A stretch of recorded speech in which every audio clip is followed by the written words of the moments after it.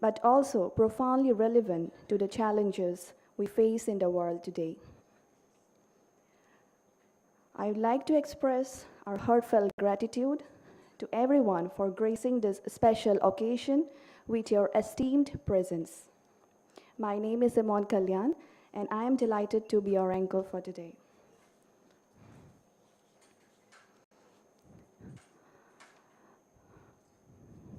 Ladies and gentlemen, it is my distinct pleasure to welcome the guest of honor, Dr. Jaydeep Barua, Director, STEC and ADA, to the conference. May I now welcome Sir to the dais.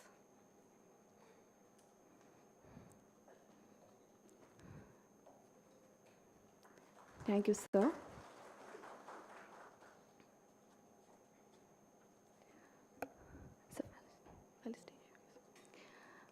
Now I would like to invite our guest of honor, Professor Ramesh Chandra Deka, Honorable Vice Chancellor, Cotton University, to kindly take his seat on the dais.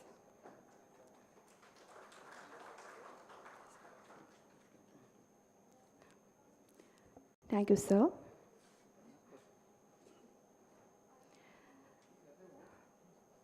May I now invite our distinguished guests, Professor Birinsi Kumar Das, Honorable Vice Chancellor, Bhattadev University, to kindly take his seat on the dais.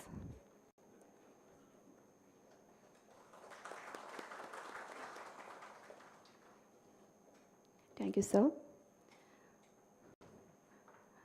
I would like to invite our Honorable Chief Guest, Professor Narayan Chandra Talukdar, Honorable Vice Chancellor, Assam Downtown University, onto the dais. Thank you, sir. May I now invite Professor Utpal Bora, Head, Center for the Environment and Organizing Chairperson, Bioeconomy 2023, to take his seat. Thank you, sir.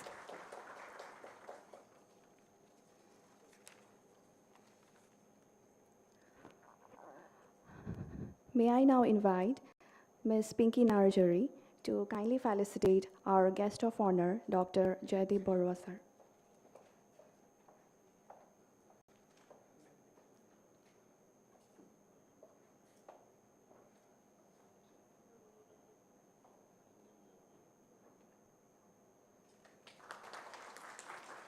Thank you, Pinky. Professor Naren Chandra Talukdar sir. Thank you, sir. Professor Ramesh Chandra Deka sir. Professor Brinsi Kumar Das sir. Thank you, sir.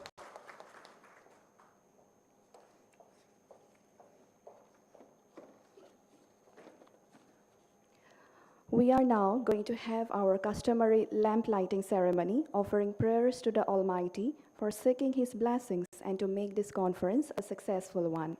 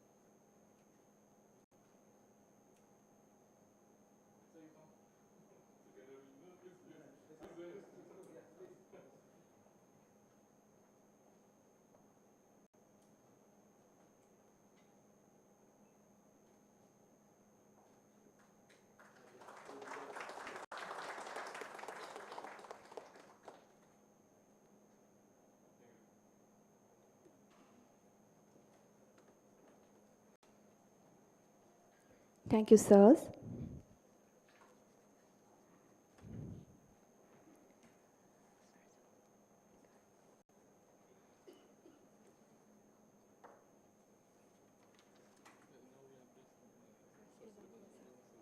Yeah.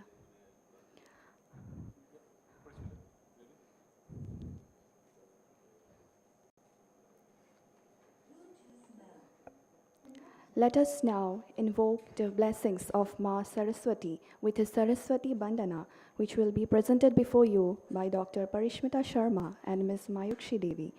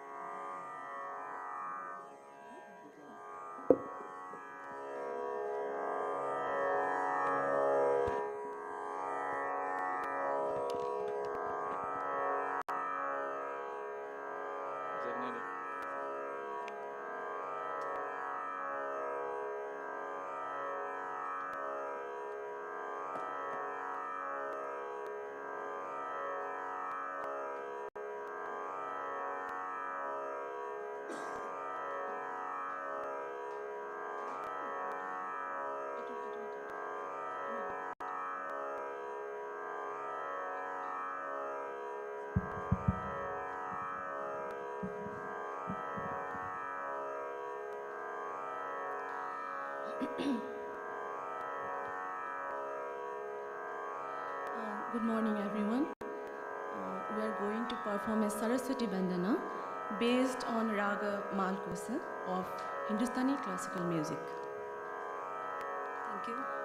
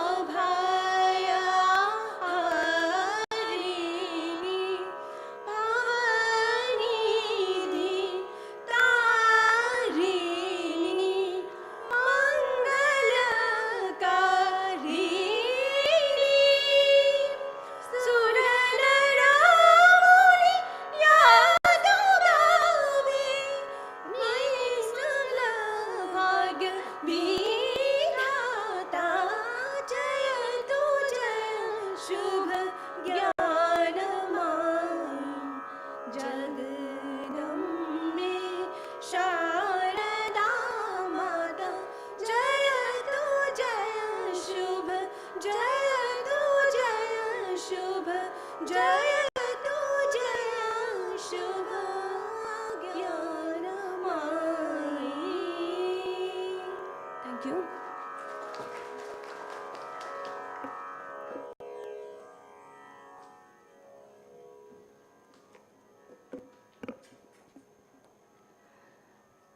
Thank you for this very peaceful and beautiful beginning to our conference. May I now invite Professor Utpal Bora to kindly deliver the opening remarks.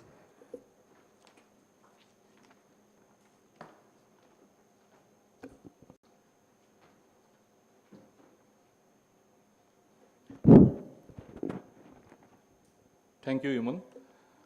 Very good morning to all of you, uh, distinguished guests on the dais, Dr. Joydeep Borua, Director ESTEC and AEDA, Honorable Vice Chancellor, Assam Downtown University, my teacher, Professor Nayan Chandra Talukdar, my senior hostel mate, now Honorable Vice Chancellor, Cotton College, Cotton University, Professor Ramesh Chandra Deka, and my friend, senior well-wisher, Professor Birensu Kumar Das, Honorable Vice Chancellor, Bhattadev University, all participants, online and offline, ladies, gentlemen, friends, teachers, and colleagues. Before I begin, I pay my homage to my senior friend, colleague, Professor Sandan Mahanta, who also was the head of the Center for Environment, a capable academic leader. Many of you know about him. We lost him recently, unfortunately. And in his last active moments, we were working together for a project which has been shelved as of now. But with this particular conference, we will restart those good things once again. So, even in the welcome address, already briefed you about the importance of bioeconomy. And many of you who have been in correspondence with me for this event are now familiar with the concept of bioeconomy. So I would not like to go into a extended introduction on it. But if we look into our evolution as a society from our hunting-gathering days through the age of agriculture, then on to the industrial revolution, and finally the age of information technology, we have always exploited nature. And we have put nature in such a morbid condition. Today, if we do not take care of it, our human race is going to become extinct. And this is not my hypothesis. It has been a concern of entire humanity, as all of you know. But how do we save nature? We cannot go back to the old days of hunting gathering, which was probably much more ideal. We need to grow because our population pressure is there. So here comes the concept of bioeconomy, which speaks more about sustainability, eco-friendliness, and also beyond bioeconomy being a economic strategy, it's speak about empowerment, diversity, and inclusivity. There is a fear that, there is a big hope that bioeconomy will be the key to our future growth, but at the same time, there is also a fear that bioeconomy may become a tool for the powerful to become more powerful, and the marginalized may become more marginalized. And this includes caste communities and even gender. And recently, just as the countdown for this bioeconomy conference dwindled down to hours after weeks, months, and years, this is an event we have been planning for the last 1.5 years, but could not implement it earlier. In the last 60 hours, all of you are aware that the Nobel Prize for this year has gone to Claude Goldin, and she has been honored for her work on gender parity. So we hope that bioeconomy will be a tool to address such issues, not only of ecological disasters or sustainability, but also of equitability in all terms, particularly in addressing the biases and even the backwardness of society as a whole, and thereby uplift marginalized groups while innovating new ways to make development which is reachable to all. And with this, we hope to enter in future our super smart society, And that doesn't mean that we will outsmart one another. It is about empowering each other using renewable resources in a more sustainable way. And this vision, which will create a brighter vision, brighter future, which is inclusive, is what unites us at this moment. And that is why we have all come together in this hall, and I can see a lot of enthusiasm and curiosity in every face in this room, whether old or new. And we see great hope that we have a very, very bright future. So with this very, very brief remark, I'd like to come to the conclusion of my opening remarks. But before that, just a few statistics which will be helpful to all of you. We actually started very late, just 1.5 months ago in advertising this, but we have over 135 oral presentations and over around 45 plus poster presentations. So this is a huge response which shows that people are really concerned about a subject which is newly emerging in India. One remarkable thing about this conference is that this is a totally self-supported conference. And here, the participants are the biggest sponsors of this event. More than 75% revenue is actually coming from the participation fee. What does that mean? That shows a new direction. Everybody is eager to contribute his part to this build-up of new knowledge. And with this, I see big hope. And thank you once again for being a part of bioeconomy. Thank you.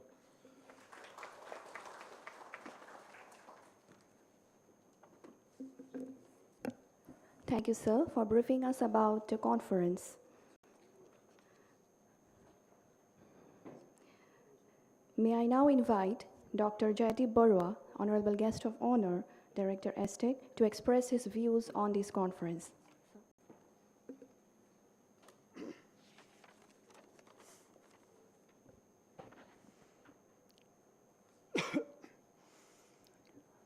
Honorable Vice Chancellor, Assam Downtown University and Chief Guest of this morning's inaugural ceremony, our respected Professor Narayan Chandra Talukdar sir, Honorable Vice Chancellor, Cotton University, Professor Ramesh Chandra Deka,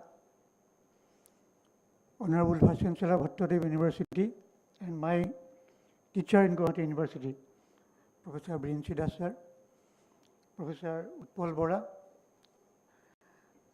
learned audience here, dear students. First of all, I am telling you that I am not an expert of bioeconomy, but being in the State Science and Technology Council, we have to understand, we have to try to promote all these the emerging areas in the state, and we are trying to understand these new developments in science and technology. And while discussing bioeconomy, I would like to thank Professor Narayan Talukdar sir, because now these are the days now our state is developing state science, technology and innovation policy.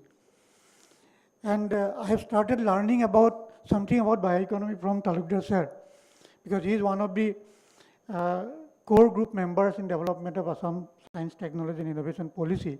And he is advocating the bioeconomy during the policy framework like anything, and giving new ideas and how Assam economy can be grown upon the implementation of a bioeconomy, adopting bioeconomy. And another area where we are getting regular mentorship from Professor Talukdar sir, we are now developing one scheduled caste, scheduled tribe cell, science and technology cell in Assam, where Talukdar sir is the chairman of the National Advisory Committee. And he is mentoring our council how the economy of the scheduled caste and scheduled tribe community can be improved based on the traditional knowledge system and bioeconomy. That's how we are now, our council is now being introduced. The application of bioeconomy and use of bioeconomy and promotion of bioeconomy in our state. So while we are discussing about bioeconomy for last several months, maybe last 6 months, and we are coming across various ideas. And you know that though Food and Agriculture Organization started advocating for bioeconomy since 2015, Bioeconomy Summit 2015, 18, 2020. And there are many new aspects are there are many objectives, and we have to address various issues like food security and nutrition for all, natural resource conservation, protection and enhancement,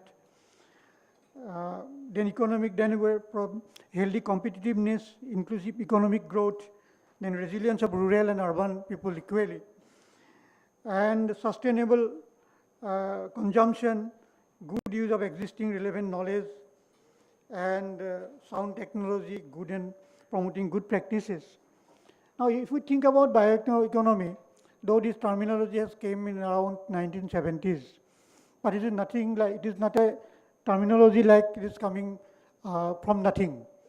Because while Food and Agriculture Organization also promoting bioeconomy, they have said that we have to start from where our traditional knowledge system, starting as Professor Utpal Bora said, we cannot go back to the hunting society now. But we have now 5 types of societies: hunting society, agricultural society, agrarian society, then mechanized society, industrial society, then now information society, now coming back once again. Now we have to, where we have to go now. Now, parallel to this kind of society concept now, if we think about the industry 1, 2, 3, 4, now industry 4.0 is now going on based on the complete automation of the entire system. Now people have already now going for the futuristic industry 5.0, version 1, version 2. And if you search the internet, you will get that the industry 5.0 version 2 is all about completely based upon the development of bioeconomy and green economy, bioeconomy, green economy, and circular economy. Before we are coming to this room, we are discussing outside. Sir has rightly pointed out, the only solution that our society will sustain is the zero waste. So we have to now develop the technology, the zero waste technology, and how to bring this human IoT kind of interface supported by bioeconomy for our future generations. Otherwise, our sustainable development concept, we are targeting 2030. It will be very difficult to achieve that 2030 SDG goals. So this is the right time. I think this conference, this summit, will discuss in detail about various aspects. I have seen the different thematic areas. Indigenous knowledge has been given very due priority. And I think we should start from where we are doing our traditional knowledge system, indigenous knowledge system. And you see all the technologies like textile technologies, our fibers, energies, nothing is coming out of zero. It is based on, it is a evolution from our traditional knowledge system, traditional system. So we have to discuss in detail. With IIT also, our Science Technology Council is doing several projects. And another thing to this learned house, I am throwing one issue. Our Science and Technology Council, we are now promoting some research and development programs. You'll be surprised to know, this year we are going to support around 8 to 10 projects, but from Assam, different colleges and universities, we have received more than 300 projects. It's a very good sign that now young people are coming up to take up research works. And you'll be surprised to know, most of the projects are bio-based projects. Application of biotechnology, then developing interface between information technology and biotechnology like that. I can give you one example. We have received one proposal. It is actually, this project is going on. Android-based real-time medicinal plant identification system. So this kind of connection between IoTs and bioeconomy, which is going to be our Industry 5.0 version 2 kind of things, we have already started thinking in that line. So I think I wish all the best for this conference. Thank you very much for inviting me and giving me an opportunity to speak here. Thank you.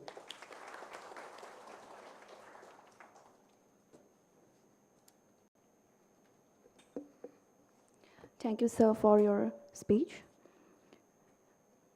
Now, I would like to invite Professor Ramesh Chandra Deka, Honorable Vice Chancellor, Cotton University, to kindly deliver his talk. Sir.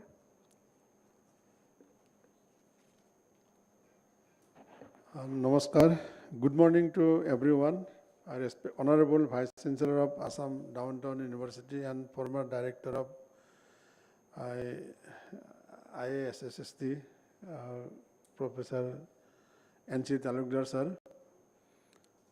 Honorable Vice Chancellor of Bhattadev University, Professor Biringsi Kumar Das. He was also my teacher at Guwahati University. Respected Director of ESTEC, Dr. Joydeep Borua, and Professor Utpal Bora, my junior at Cotton College Hostel. Distinguished guests and my dear student friends, as Joydeep Borua told, he is not from bioeconomy background. I am a computational chemist. But bioeconomy, as we understand, as also Dr. Joydeep Borua and Professor Utpal Borua told, that zero waste, we have to go for zero waste. And that we have to learn, we all have to learn for zero waste. There are technologies nowadays that waste can be converted to useful materials, waste to wealth. And whatever we have in kitchen waste, that kitchen waste can be again converted to gas. We can use that gas for cooking. But problem is, in India, we have not yet learned to segregate the kitchen waste and glass materials and other materials to segregate in the home itself. When we go abroad, we do, because we cannot mix everything together and throw. When I am in abroad, I can do, but when I came to India, I cannot do anything for my motherland. So I don't do that one. That mindset is there in everywhere. So we tried to do at Tezpur University, because I belong to Tezpur University. We tried to do, and one of my colleague, he wanted to put 3 dustbins for separating kitchen waste, glassware, and other things. And who opposed? You know, professor only opposed. Those who are well educated, and that our domestic helper will never oppose. If we tell you do this kind of segregation, they will do. But the professor oppose that. I think if we want, we have the technology to convert that kitchen waste to gas, but our mindset is that we don't separate that one. I have installed one at Cotton University for converting bio waste to gas, but no one wants to handle that one. So I have not yet imposed any strict, I have not talked anybody very strictly, but I have to be strict with someone. Someone has to do. And when we convert this kind of there are some problems, because it will be not as efficient as LPG, because we have that will be mixed with methane and carbon dioxide. So when carbon dioxide is mixed with that, so it will be not very, very efficient.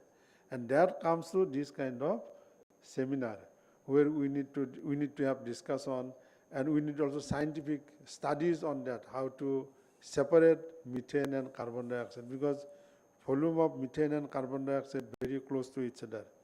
So it is difficult to separate, but we have to be smart enough to design some materials which can separate carbon dioxide and methane.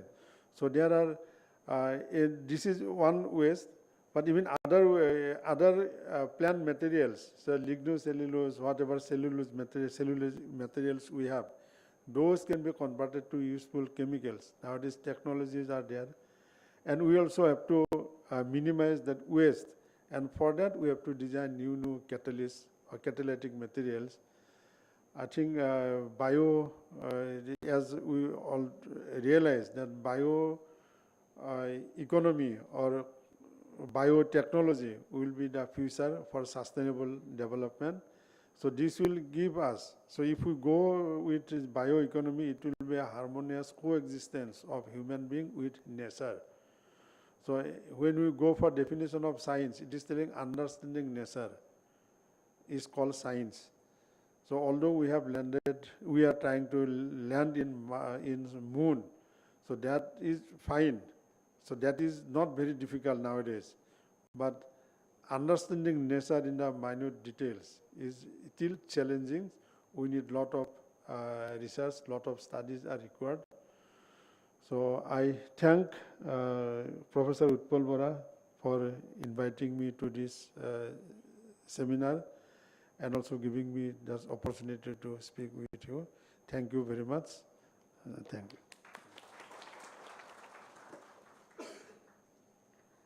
Thank you, sir, for sharing your views and experiences on this occasion. May I now request Professor Virinsi Kumar Das, Honorable Vice Chancellor, Bhattadev University, to kindly deliver his talk. Sir.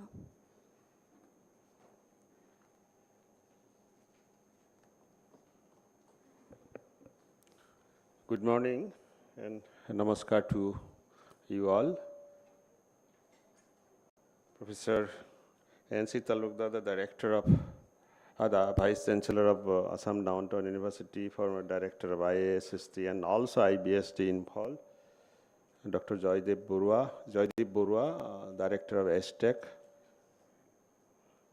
Professor Ramesh Chandra Deka, the Vice Chancellor of Cotton University.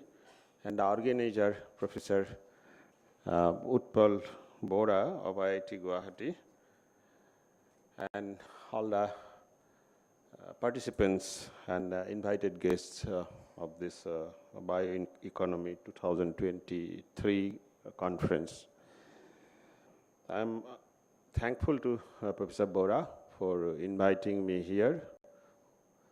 As you could imagine, I'm perhaps the happiest person to be sitting on the dais with two of my former very successful students on the dais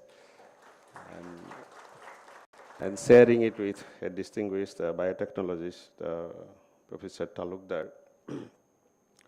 So, as they have already pointed out, I am also quite far from this overall bioeconomy concept, except for a little fling with it. At one point of time, I hope to become trained in the field of an emerging field called green chemistry. Around 1999, I was in the UK for doing research as a Commonwealth Fellow for a year in the University of York. So there I went, my background was in inorganic chemistry, hardcore chemistry I should say. And people who were working in that large group of mostly chemists, some of them were interested in biomaterials. I gained some familiarity. I of course worked in the field of catalysis, tried to convert some petroleum-based, say, alkyl aromatic hydrocarbons to more useful chemicals, so still remain confined to the field of chemistry. But then I became aware that in the same research group, there were people who were using or trying to find technologies for using various bio-based resources into useful chemicals and materials. I think when you do that successfully, then you basically approach methods, ways in which you try to address the needs of developing a bioeconomy as opposed to a petroleum-based economy. I believe bioeconomy is to be seen from that perspective that right now our economy is primarily based on petroleum-based chemicals, and also we make use of petroleum as the primary source of energy. So as a source of energy, I think someday we shall have to replace petroleum, because first of all it is going to be depleted someday, and secondly because so much of technology is being developed to harness energy sources like the wind, the sun. So solar power, wind power, these are being harnessed in, I think, adequate ways by many countries. So, but then when it will come to the question of getting materials, materials can be obtained out of materials, right? So something only can be converted to something. So from the sun, we cannot produce a liquid fuel or a chemical or the particular chemical compound to produce a form of plastic, for example. Then some machines may work only on liquid fuel.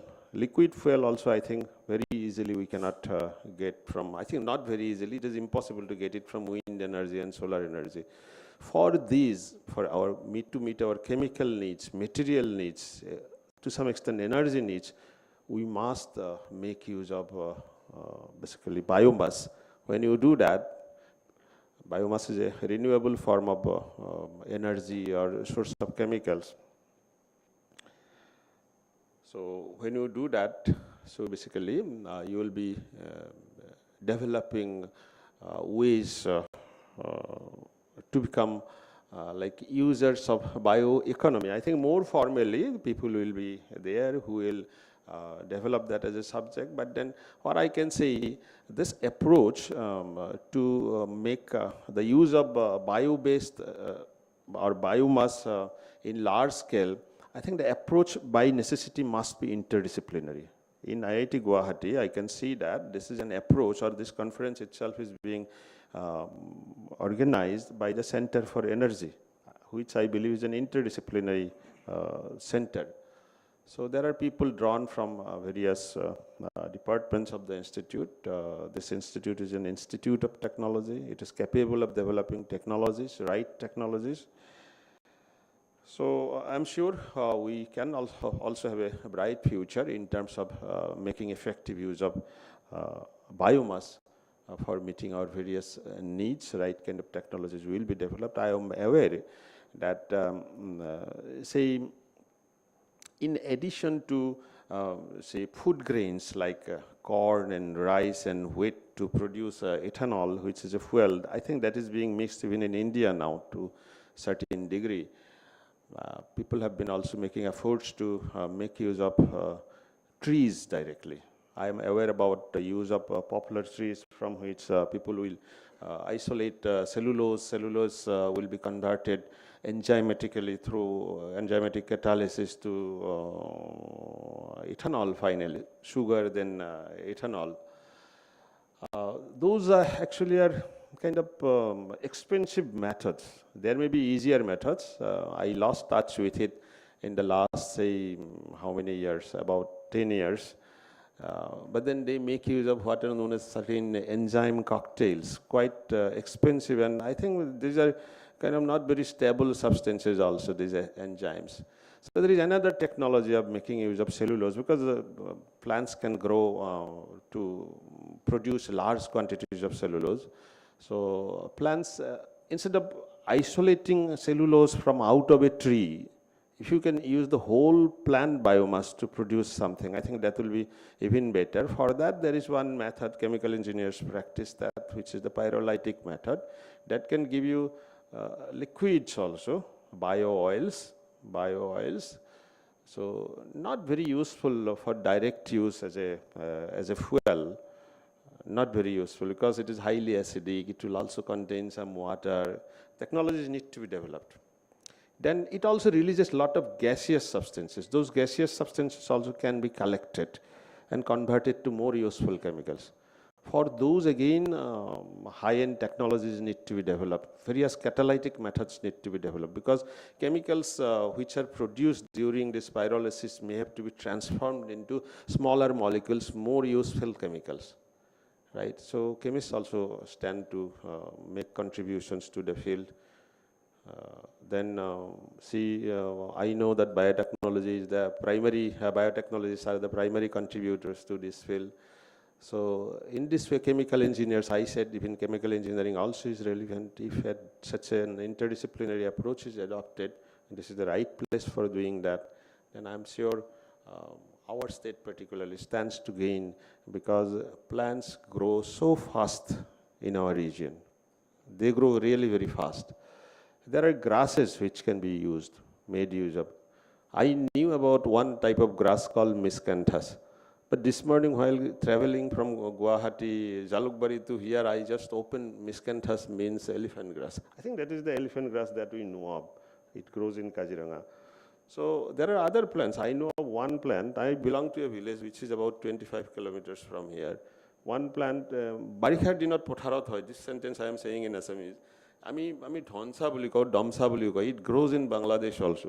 It grows in such huge quantities. If you show it in a small area of land, so much of it will be produced. You cannot have enough space to store it. We have ourselves experienced this. If this kind of plants also can be converted to chemicals, materials, if technologies can be found for these also, I think this will be a very ideal situation. I think I will not extend beyond this. I want to stop here. I thank the organizers for inviting me here. And I wish that there will be fruitful deliberations during this conference. And thank you all for your kind attention.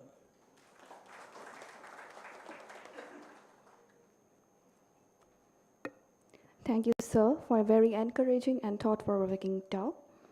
It is now my pleasure to welcome Professor Narayan Chandra Talukdar, Honorable Vice Chancellor of Assam Downtown University, to kindly deliver his talk. Sir.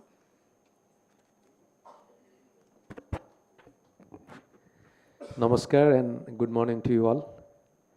Respected Bensi Kumar Das, respected Ramesh Chandra Deka, respected Jyoti Barua, and respected Utpal Bora,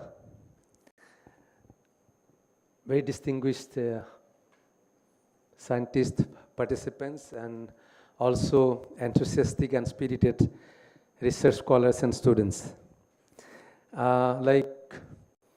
For this meeting, I missed 2 deadlines, and one was about to miss. First, Dr. Utpal Bora asked me if I could organize a team, so I missed the deadline. Then he asked, can I make a presentation in any one of this team? I missed the deadline. And the third one was about to be, at this particular time today, the Governing Council of Institute of Bioresource and Sustainable Development, which earlier I headed, was supposed to be held in online mode. But day before yesterday, when I received this information from him, in the morning I didn't respond to his mail because I had to attend the meeting. I have to attend this meeting. But in the evening, I got a mail in a strange coincidence that meeting has been preponed. So this meeting was held yesterday, exactly in this time. So I'm very fortunate to be part of this meeting and to share and learn few things. Like already learned speakers in the dais have said a lot of interesting, beautiful things about this conference. And Dr. Utpal Bora, I also had the opportunity of teaching him undergraduate in Assam Agricultural University. He organized quite conference on interesting topic, and he has been contributing that way also to the generation of knowledge and ideas. Thank you, Utpal, for all this organization and calling me, and all the organizers, team members for calling me. Now, for those who are not from Assam, Assamese people, we say lahe lahe. Assamese people are said to be lahe lahe. In the past, at least it was true, and also very content. And it is said that you have dal and bhat, which you can grow abundantly here, and in your homestead, you find all kind of herbs, medicinal plants, or in the nearby forest. So the need for your vitamin, growth factors, and whatever is required for a good health, everything was there. So people didn't have to work very hard, and they could get their livelihood very easily. So they have developed historically a very content mind and a very simple life. And that way, bioeconomy has been globally a integral part of every human life. And most of the product we use, we all know, is bio-based. But when it comes to like organization of bioresources and bioeconomy, which has happened last maybe 10, 15, 20 years, there is a question of scale and also question of value addition. Let me give you a very simple example. In Assam, we grow rice, but if you look at economics, there are maybe many agriculturists here, it's absolutely non-remunerative. Like from a hectare of land, you get rice yield, which will maybe 10 years before, we have an economist here, Dr. Goswami, I see from Kharagpur. 10 years ago, you'll get, by selling the rice, if it is about 20 quintals, you'll get 18,000 rupees. And the cost of production of that many quintals of rice will be 25,000 rupees. So it does work, economics doesn't work. But there are also means that you can use the straw, you can use the rice husk, you can use the rice bran. Like if you use them all, like that is like processing, then you may get 55,000 rupees from 1 hectare land. So that way it will be remunerative. So when you talk about bioeconomy, bioresource, there is like intricately one thing is linked, that is the bioprocessing is a very integral part. And the scale, I want to give an example to students. It is only for students, and most of you use it. The seaweed, we all know, it's a source of agar that microbiologists used in laboratory. And it's a source of agarose. It is a source of saffrose. Now, 1 kilo seaweed, if it costs 10 rupees, 1 kilo agar will cost 400 rupees. 1 kilo agar will cost 400. 1 kilo agarose will cost 5,000 rupees. And saffrose, 1 lakh rupees. 1 kilo saffrose will be 1 lakh rupees. Saffrose is used for separation of biomolecules. So the same seaweed, now see value addition and on how economy become dependent. This is what we must keep in mind. Now, it comes to Northeast or Assam. How we can take advantage of this growing knowledge of bioeconomy. Scale is one thing. We need to process, we need to develop high-scale production capacity, but I just want to draw attention. If you look at Assam, the entire Assam economy, we have 90% of farmers land holding below like 1 hectare of land. These are marginal farmers. What kind of economy we talk about? Like when you talk about economy, their livelihood, like contribution to their livelihood, just want to draw one example for students. We have some village here, one called Sattargao, Bakrapara, Kallapara, is about 20 kilometers from this place. Those ladies in Sattargao, they live by the side of the forest. They walk through, I think you have worked there for some time. They walk through that Rani forest area and comes to Gorchuk area where they sell product they harvest from forest. Some fern, some colocasia, some small mushrooms. Now, these materials are the purest form of materials. And the money they are getting, we do not know, is it the worth? Like, maybe if you add its value, real value, because these are naturally grown things, uncontaminated, the food we get today in the market, we are always scared to buy any food. Like, every food contains pesticides. Every food contains fertilizer like nitrate, and ammonical radical contamination, right? So those food, now when you talk about bioeconomy, have we ever looked into the nutritive values of those? Can we have a tag on those products? Can these ladies who walk 10 kilometers to sell this product, can they have a little bit of more earnings from them? So that's one area. The other area is, think about the richness of medicinal plant of Assam and entire Northeast India. For students, again, to give you statistics, in the scenario of drug development, in USA, 1996, 22 drugs development cost 50 billion US dollar. And in 2005, for developing 22 drugs, the expenditure was 50 million US dollar. So the drug numbers that is developed is less, and the price has gone almost double. So the healthcare is becoming extremely unaffordable because drugs are becoming very expensive to produce. Now the latest strategy, tomorrow I think Dr. This Mukherjee from IBSD is coming, the director of IBSD, he will deliver details. So Northeast India, we have an advantage.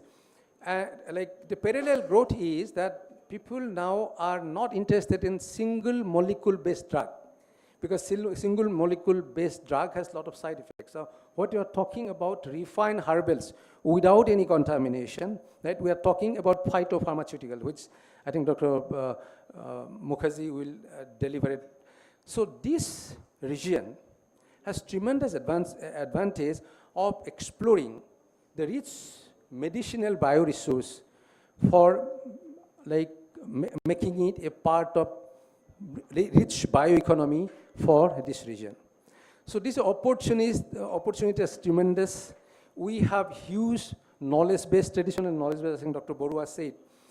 So the research on bioeconomy or bioeconomy studies for young generation, you must understand the traditional knowledge base we have. Why? Dr. Utpal Bora, he said in the beginning that the bioresource exploitation, bioresource for build our bioeconomy, in 24-hour basis, it is getting reduced. I can again just I recall a simple statistics. I think like 1903 European market seed stores, you could get, I'll give you only one example, 500 varieties in entire Europe, 500 varieties of cabbage. And in you can take the statistics, I now remember, in 1983, in a gap of 80 years, the number of cabbage varieties in the store has gone down to only 25.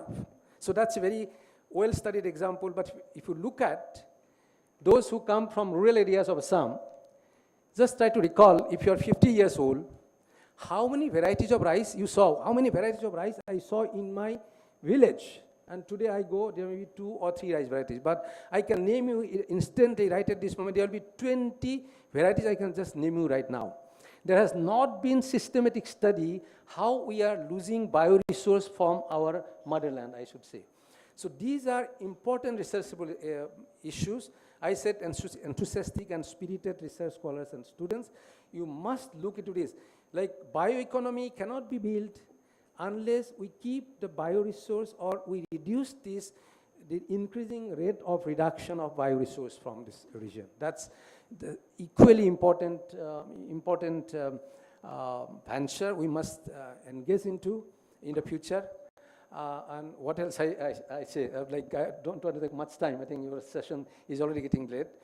Thank you very much for inviting me, and I wish all the best that interesting deliberations come, and I also look forward to Bioeconomy 2. I already had a discussion that next Bioeconomy 2, maybe Cotton University, Downtown University, IIT, and like engage some institution from outside Northeast India and hold it in a bigger way after this platform get concretely built in this conference. Thank you very much.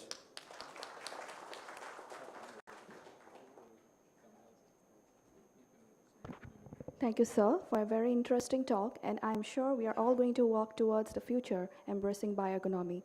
Now we are going to proceed towards our next segment. It is the opening of the seminar, and I'd like to invite Professor Utpal Bora, sir, to do the honors. Thank you, Imon. In organizing this conference, we made some very, very conscious decisions. For example, reduce the use of plastic, because, you know, we always, as scientists, give prescriptions, but never practice. So I'm very happy to tell you that we have not printed a single poster for publicity of or any kind.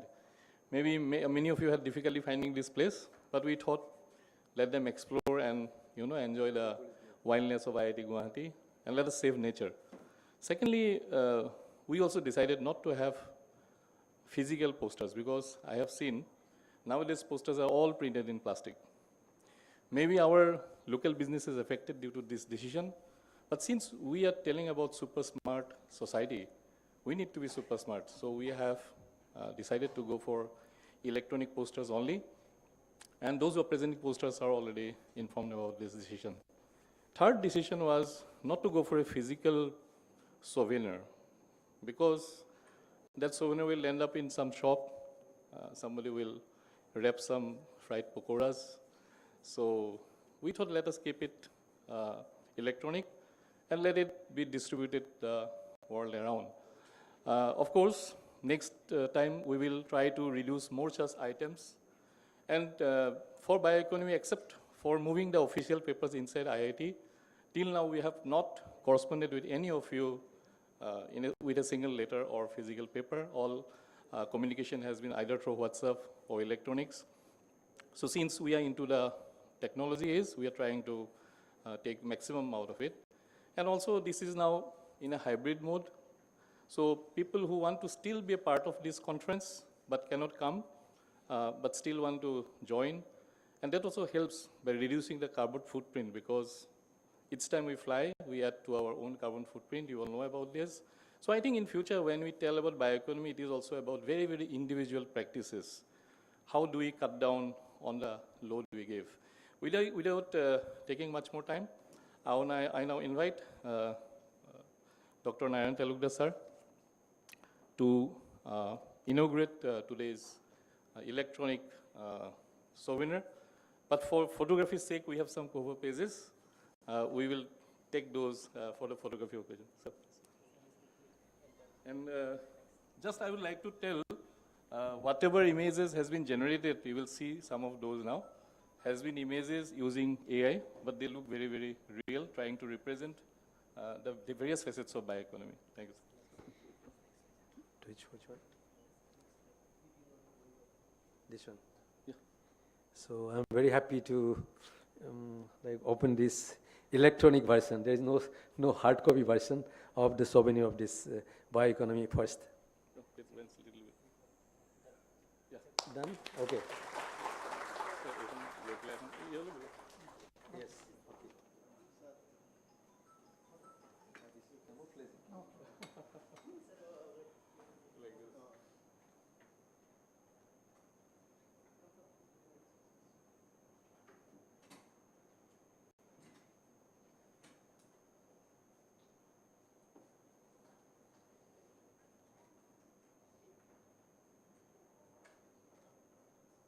Thank you. Hey, Yuman. Vote of thanks? Huh? Where's it? Oh, yeah, thank you. Yeah. Okay, so with this, we come to end of the inaugural session. As a vote of thanks, I have to actually, first and foremost, thank all the participants who are attending this conference. And this is their conference, not ours. We are the mere facilitators. I have to thank the various chairs of the sessions, which has now become 17 in number. And Talukdar sir was speaking about the importance of medicinal plants. In fact, we got the highest number of papers in medicinal plants division.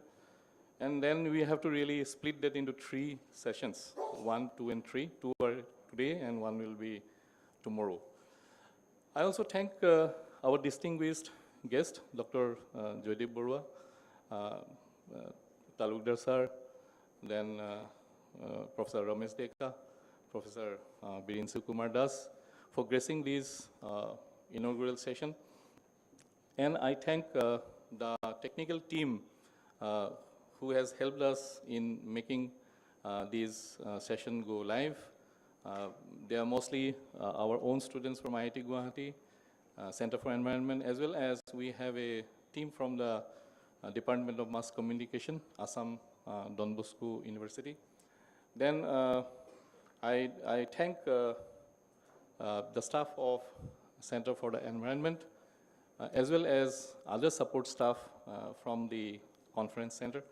I thank my colleagues, friends who have come all the way and from also within this institute to join this interesting conference, which is going to be there for the next 2 days. And I thank Parismita and Mayuksi for rendering that very spiritual bandana with which we started this conference. And I know it's a long, long list to really thank each and every one of you. So if I have not taken your name, kindly please forgive me. I just give a blanket coverage thanking each one of you once and again. Thank you. So with this, we come to the end of the inaugural session. I now request you all to join for tea, which is being served outside. So we have the next session, which we will probably begin very soon, maybe in 5 minutes, because that is an international session, and I think we'd like to stick to the time. We're almost 5 minutes delayed. Yeah, thank you all of you. Yeah.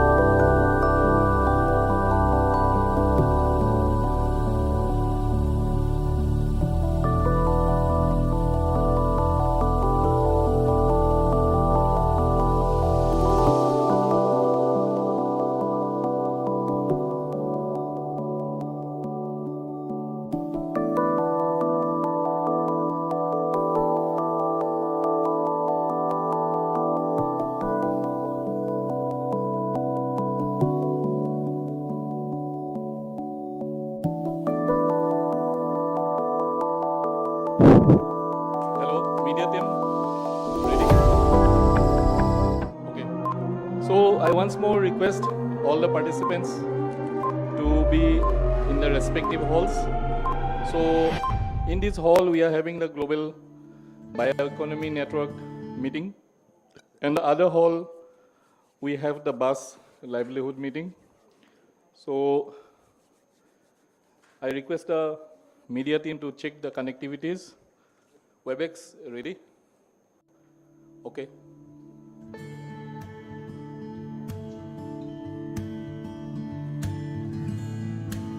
Shall we start?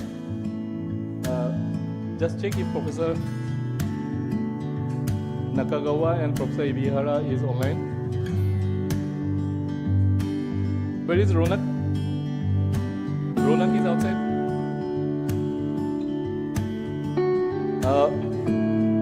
May I draw the attention of Ronak?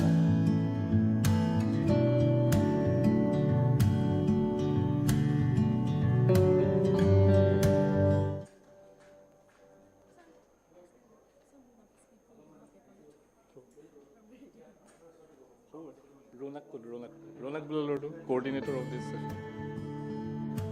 May I call upon Ronak, coordinator of this session?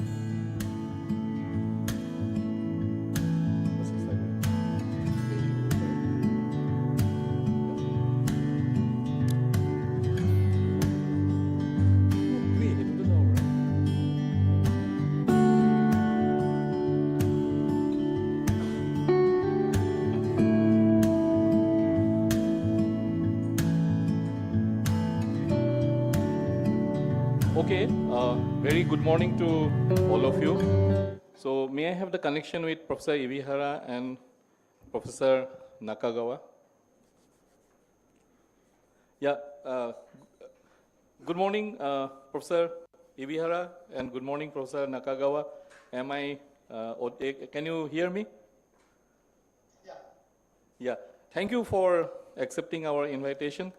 So let me start with one small introduction, very brief introduction of Professor Ekyo Ibihara, who is a professor in Gifu University. So he has sent a introductory bio sketch to us, but I'm not going to read through it due to shortage of time. But let me introduce Professor Ibihara. He's a great academic leader. He has been catalyzing the collaborative academic program between IIT Guwahati and Gifu University, the joint food science and technology program between the two universities. So we have already a few master's batches who have already graduated, and also we have joint PhD programs where there are exchange of PhD students between Gifu University and IIT Guwahati. And now we have been trying, inspired by this successful program, there are several other joint programs which has been developed with Gifu University. So let us give a big round of applause to the good work Professor Ibihara is doing. And then we have with us another speaker, Professor Tomoyuki Nakagawa from Gifu University, Japan. So I request Professor Ibihara, while delivering his speech, to speak few words about Professor Nakagawa, because the information is missing with me and probably it is under compilation. Then we have at hearts speaker Dr. Jagannath Biswakarma, who is from the School of Arts Sciences, University of Bristol. He is basically an environmental scientist and focused on the understanding of biogeochemical processes occurring in water, soils, and soil-water interfaces. He will be joining us a little while from now. So I now welcome my joint chair of this session, Global Bioeconomy Network session number 1, Professor Birinsi Kumar Das, Honorable Vice Chancellor of Bhattadev University, Bojali. So I would like to inform Professor Ibihara that this is a university which is around 1.5 hours away from IIT Guwahati. So when your team will be here next time, we'd like to take you over there for a short visit. And we also have here with us Professor Naren Chandra Talukdar, who is Honorable Vice Chancellor of Assam Downtown University. And probably if you have logged into our inaugural session, you have heard him speak. He has been earlier former director of ISST, which is a DST institute. Currently under his guidance, Assam Downtown University is growing into a huge institute and also good academic excellence. So we are planning to have joint programs together, and I think we'll help your cooperation as well in future. So may I request Professor Birinsi Kumar Das to come over to dais and share the session.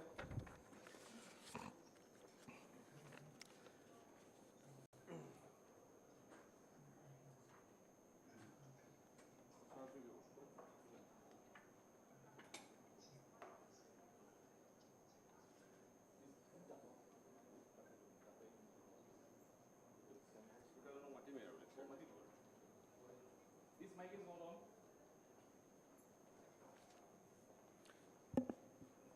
Thank you, Professor Bora, for giving me this opportunity to chair this technical session, where there will be 3 speakers. 2 speakers, as you have mentioned, they are from Japan, Gifu University in Japan, the university with which IIT Guwahati already has a working relationship in this very important area.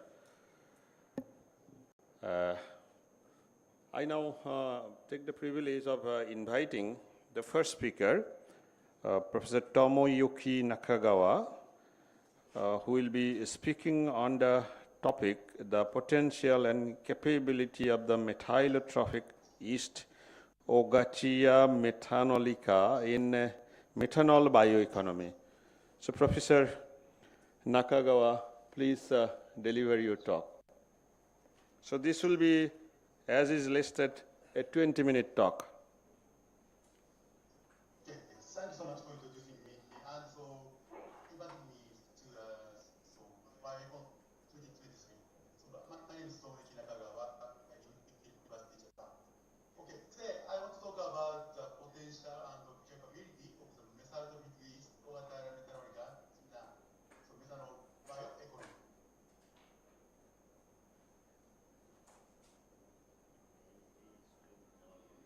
Okay, so now, so CO2 level in the atmosphere of our Earth is increasing. So that is very, very important and so serious problem for us. Because increasing of CO2 level is the cause of global warming, and so global warming is key what cause of climate change. So we need to reduce CO2 level from the atmosphere. So it is necessary to significantly accelerate efforts toward structural changes in energy and industrial sectors. For example, for the energy, so now we use oil or coal. So that is go underground. So we now pick up carbon from underground, and so we release CO2 to the atmosphere. Yeah. So we need to change energy source from oil to carbon neutral energy sources. So methanol is a cheap and green next generation energy source. So methanol can be synthesized from directly CO2, green gases, biomass, and others. So methanol synthesized from CO2 is a carbon neutral material. And so this type of methanol is called as green methanol. Yeah, now, so there's a concept to use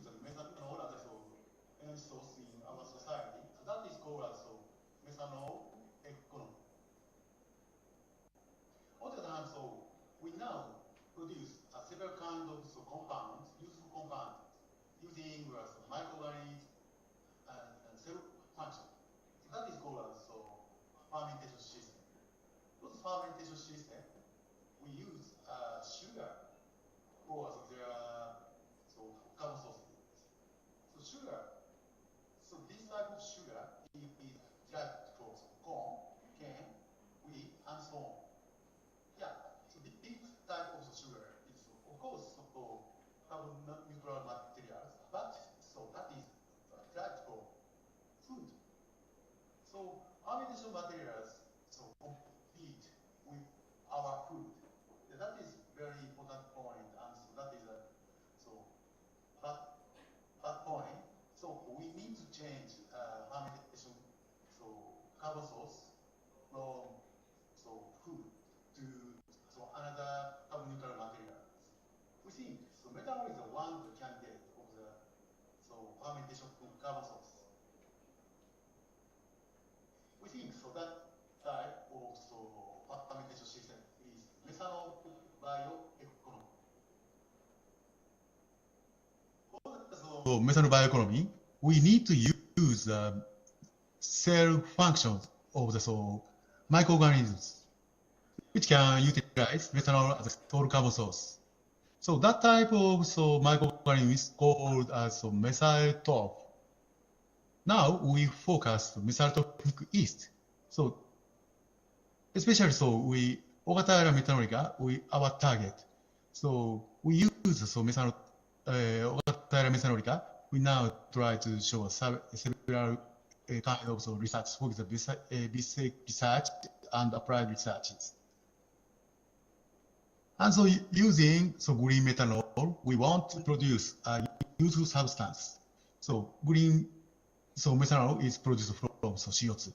And so we want to use cell function of Ogatara methanolica to the methanol bioeconomy. But there is one problem for the Ogatara methanolica utilizing to methanol bioeconomy. So that is cell growth defect on the high methanol concentration. Yeah, Ogatara methanolica and other methyl-topic yeasts, they can grow on methanol on low methanol concentration, so smoothly they can grow. But over 5% methanol condition, they show growth defect severely like this. So if we use methyl-topic yeast to methanol bioeconomy, we need to add methanol tolerance to the yeast cells. So aims in this work, we want to breed super Ogatara methanolic strains, which has high growth ability in high methanol conditions. So we should understand, what is the key intermediate for high methanol growth, how to regulate methanol metabolism in high methanol conditions. So we want to know these points, and that knowledge to use for construct of super Ogatara methanolic strain.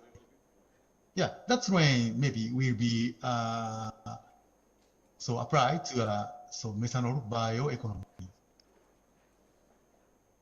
Okay, first topic of this talk. So one is formaldehyde level should be controlled for methanol growth of Ogatara methanolica. Yeah, this is a methanol pathway of the methyl-topic yeast. In this pathway, at first, methanol is oxidized to formaldehyde using alcohol oxidase, AOD. Yeah, synthesized formaldehyde. So this is a very, very toxic compound for all living cells. Of course, our body. Yeah, this is a test of the C1 resistance of the budding yeast. So 4 millimolar, only 4 millimolar formaldehyde, but it is show us there's defect, growth defect, but so methanol not show any defect like this. Yeah, so during the methanol metabolic pathway, so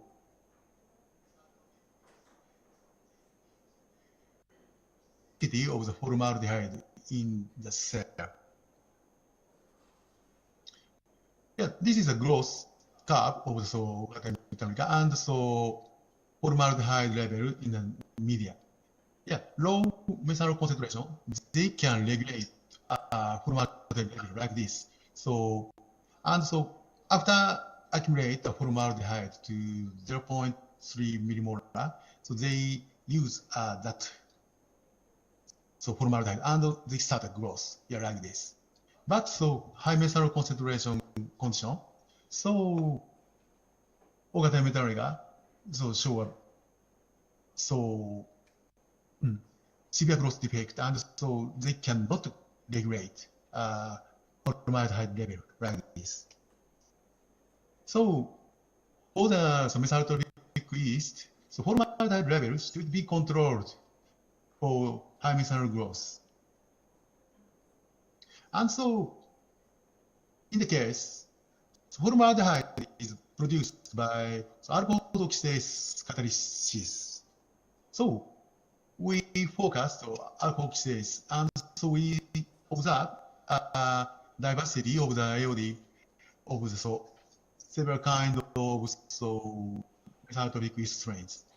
As a result, almost strain show only single AOD band, but some strains, including Ogatayra metanolica, show 9 AOD isozymes like this. So 9 AOD isozymes were encoded by only 2 genes, MOD1 and MOD2. And so MOD1 type of subunit, so this is has a low Km value and high Vmax for methanol and oxygen. On the other hand, MOD2P has a high Km value and low Vmax for methanol and oxygen. It means MOD1 is a high performance type of AOD subunit. Instead of and on the other hand, MOD2P is a low active type of AOD subunit. And so both subunit is produced in the cell. So they in a cell, so both subunit are randomly assembled to octamers. So in a cell, they produce like this 9 type of AOD isozymes. So moreover, in low metal concentration, the Ogatayra metal cell induced mainly MOD1 like this. Of course, low oxygen concentration, they mainly induce MOD1. But according to the increasing of the methanol or oxygen concentration, their expression is MOD2 expression is increasing like this. And the Zyme pattern is shifted to the bottom point. Bottom point, yeah. And they, make several ratio AOD isozymes between MOD1 and MOD2. And these AOD isozymes show us different Km values. So according to the ratio between MOD1 and MOD2. Yeah, like this. So Ogatayra metallica has 9 AOD isozymes, and so they control the formaldehyde level in the cell. If formaldehyde level is low, methanol level is very low, they express the mainly MOD1. And so that type is a high active type of AOD subunit. So they use a methanol recently. On the other hand, if methanol concentration is very high. Yeah, to avoid over synthesize of the formaldehyde in the cell. So they induce mainly so lazy type of LD, so MD2. So like this, so Ogataya they use a so alcohol oxidase isotype for so regulation of formaldehyde level. So that is so yeah, very important function in the cell. Okay, second topic of so regulation of methanol metabolism in Ogataya metabolism at high metal conditions. So compared intracellular level of metabolite in Ogataya metabolism grown on low methanol and high methanol. Yeah, so metabolite pattern is very different between the low methanol concentration grown cell and high methanol grown cell. And so organic materials, so in high methanol concentration, so they downregulate metal metabolic rates. So this is so metabolite so contents in the cell. So low methanol concentration grown cell, so they are so intermediate is very high level, but so high metal concentration, so that level is degrees like this. Of course, gene expression of alcohol oxidase, FDH, so that is DAS, so that expression is downregulated. And so, of course, so glycosylation pathway is downregulated, but so TC cycle is upregulated compared with low methanol concentrations. Maybe so, and so MD1, I'm sorry, beta oxidation pathway is upregulated under high metal conditions. So maybe so the metabolic cells, they want to maintain the energy level at the high metal concentration growth. And finally, so loss scavengers were upregulated in high metal grown cells. So loss, so reactive oxygen species, so is generated in during so methanol metabolic pathways. For example, AOD produces a large amount of so hydrogen peroxide, and so formaldehyde, the loss is generated from the so formaldehyde. So high methanol grown cell, so the loss level is increasing like this. And so gene expression of catalase, GPX, so these so loss scavengers were regulated under the high methanol grown cells. Okay, this is conclusion. So Ogataya metal showed severe growth defect in high methanol conditions, and formaldehyde is a key intermediate, and so that intracellular level is regulated by LD isotypes. And so the E cell grown on high methanol condition, so down-regulated metanol metabolism, and so up-regulated loss scavenging system, beta oxidation, TC cycles, and others. So using these systems, so Ogataya metal maybe so has a so tolerant to so high metal concentrations. So using this knowledge, we will breed yeast strains which possess high tolerance to high methanol conditions. And so using that strain, we will construct a methanol bioeconomy. Okay, thank you so much for your attention. どうしたらいいんだ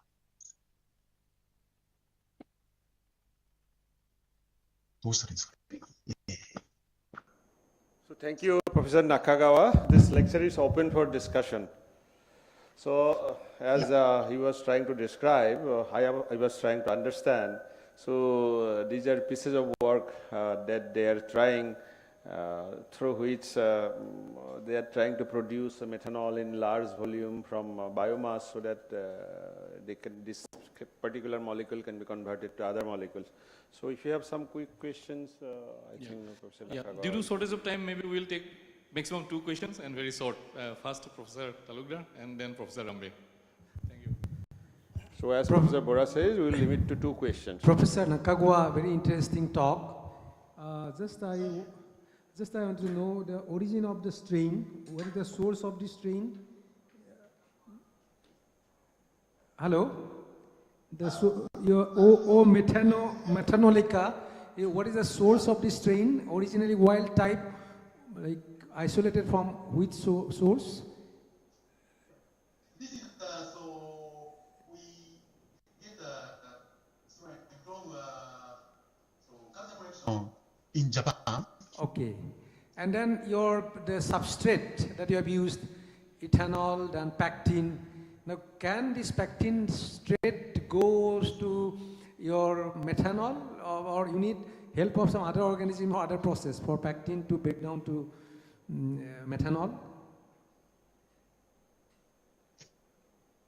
I'm sorry. So I couldn't hear. I'm sorry. So You had for methanol, you used tried several substrate, right? One was pectin, if I'm not wrong.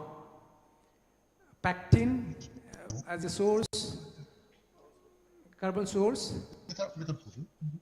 So did you use pectin as a source of carbon? I mean, which you finally... Yeah, for getting your methanol. So ideally, what will be the source when it comes to industrial level of production? What will be the biomass source for converting to methanol? That can be another way of asking the question. thank you so much for your question. So we already tried to actually utilize whether so this strain can utilize pectin or not. So yeah, maybe they use methanol derived from pectin in a natural environment. But so maybe we don't know. So in a natural environment, they use methanol. So where from? Thank you very much. Okay, so Professor, Thank you. But so you are right. So maybe one candidate is so pectin. Yeah, thank you, Professor, for a nice. Yeah, I'm Professor Ramveer Singh from one university in Northeast, Mizoram University. So my question is, like you told that when the cells are grown in the presence of methanol, ROS production is a major problem. Like when ROS are produced, then it is toxic to the cells. Now, what could be the solution for that? If we use a ROS quencher in the media, will it help? Yeah. So we now think so methanol is not. Yeah, you are right. So methanol is a toxic compound for us, but so maybe so most toxicity of the compounds in our body is formaldehyde. Maybe so we take a methanol, and so in our body we change methanol to the formaldehyde. So that is a very toxic effect for us. So maybe so methyl topic is so same reason. So they need to take care of the formaldehyde level in the cell and also loss level. Okay, thank you very much. So I believe we can wind up this particular talk. So thank you, Professor Nakagawa, for your nice presentation. I am sure some of these young participants have already picked up important facts from your talk. So please join me in giving a big hand to Professor Nakagawa. Thank you so much. So I think it is time for us to move to the second lecture, which will be delivered by Professor Akio Ebihara, once again from the same university, Gifu University in Japan. He will be speaking on bioeconomic potential for utilization of Assam bamboo resources, approach by IIT Guwahati and Gifu University local ZDP platform. I believe they have already developed some platform. So, so shall I read his biodata or it's not needed? So Professor Ebihara, please. Yes, thank you very much. And I will share the file. Let me. ねちょあれどうやって処理したのそっかそっか。OK。で、画面でいいんでしたっけ画面ですね。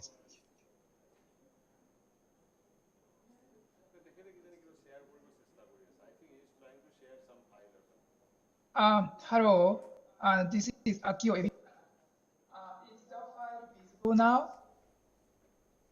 Okay. Is the file visible? Yes, it is. Yeah, it is visible now. Okay. Thank you very much. Okay. Thank you very much. I'm Akio Ebihara from the Gifu University. And since Miwa is my collaborators of this program. And first of all, thank you so much to Professor Utabawa Bora and to invite us in this bioeconomy and symposiums, and the organizer, Professor Sodas and Professor Bora. So and we are so grateful to be here to share our project and with you. First, okay, so Dr. Nakagawa mentioned that and methanol bioeconomies. So now we focus on the bamboos for the sustainable society. And first, let me introduce our university. And I am working on at the Gifu University. And this is, yes, our university is located in the central areas of Japan. And here is a brief histories between IIT Guwahati and the Gifu University. And we start collaboration in 2012 and collaborating with IIT Guwahati, and we concluded that we can implement international joint degree program between two institutions. And finally, we launched this program in 2019, and we already have some batches, and we have graduates, and we have students now here. So the area is food science and technologies and mechanical engineering.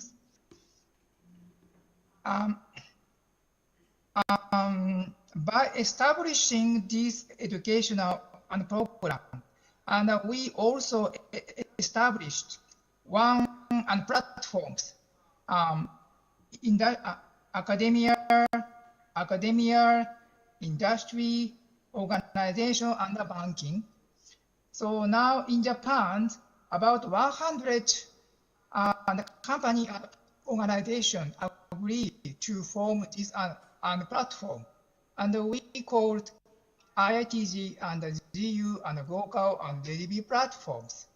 So to make the use of these platforms, and we set out to create Indo-Japan and global value chain of the bamboos as the new business frames for the starters. So, and as you see, the bamboo is has many biomass, and it is a useful value-added product. Last year, this bamboo facility at Assam, so with IITG so professor, I think that you may know NEC and BTC. This is a showcase of the bamboo, housing, furniture, and the chair, a very round-shaped chair, and ornament, and biocharcoal, and the bamboo shoot, and fermented food. So I was very unhappy to know that many and multiple the utilities of the bamboo here. So I want to I want to show a short introduction about the bamboo.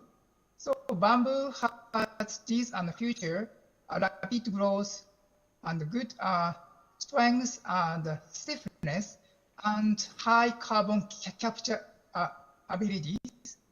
And these are the base. These are the base of the multiple utilization of the bamboo. And prospective usage are alternative wooden tree and composite material and food source and medical potential and bioenergy and production. So they are high value and greener product and are useful for the sustainable energy. And let me share the basic of the bamboo. So bamboo is a rice family plant.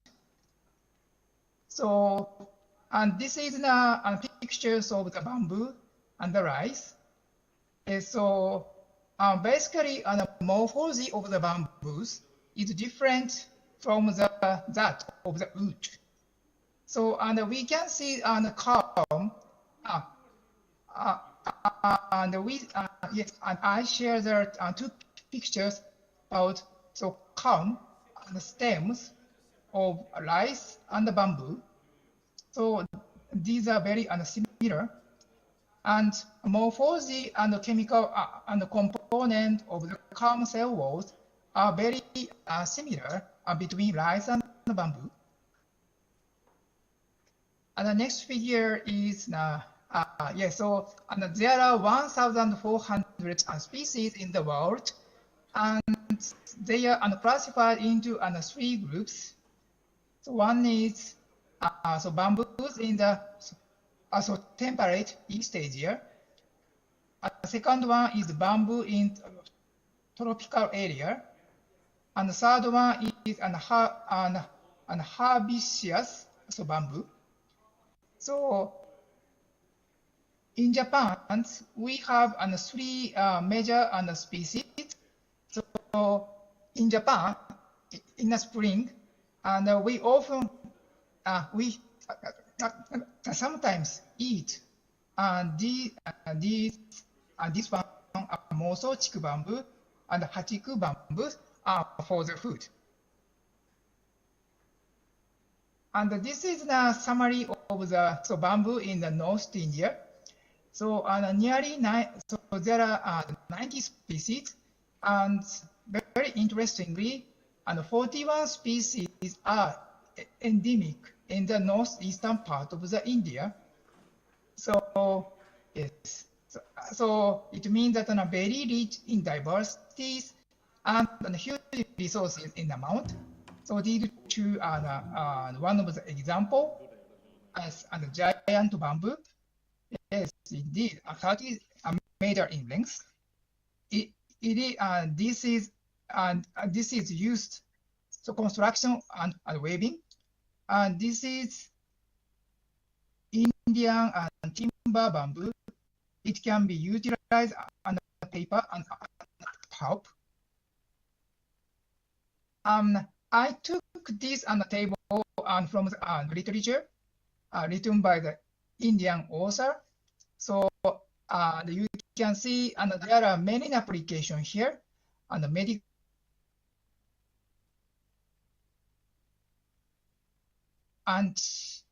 anti-diabetic or anti-cancer or something like that. And so bamboo biochar. Next is composite material and food source. So there are many bamboo can be used in the multiple purpose. So what is our next topics for us? And we focused on two areas. One is composite material. The other is energy production. And so I will share our proposal in this the project. So and we try to establish value supply chain with a group of the companies together in the joint degree and program networks. So value chain. So we see the many steps. So bamboo resources, transportation, so primary transportation, so secondary transportation, and processing, and product transportation. So we have many steps. So so nobody can handle all the steps. So that's why we want to have the network of the company. So this is the list of the company who agree with us to make the networks. Indo, Japan, so global, so various supply chain of the bamboo. And the first important person is Mr. Oishi here.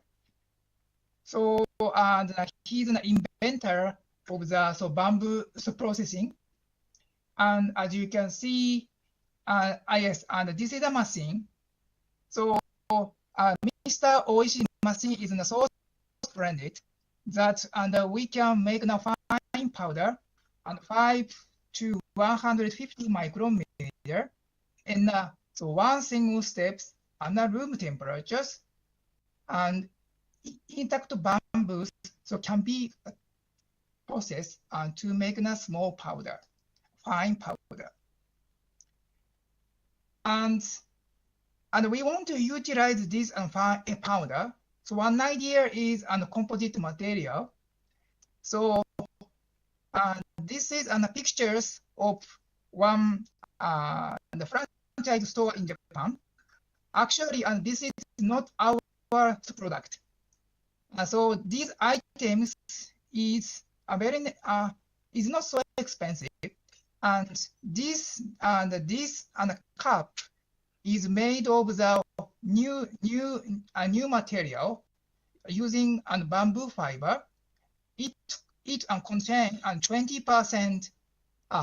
I'm so sorry. And so bamboo fibers was used at the 20% in weight. So it means that it can reduce the amount of petrol-based material. So we have a powder now. So we want to develop new composite material. I mean that bioplastics using this powder. A prospect is a reduction of petrol-based material, and we hope the increase of the biodegradation in the environment.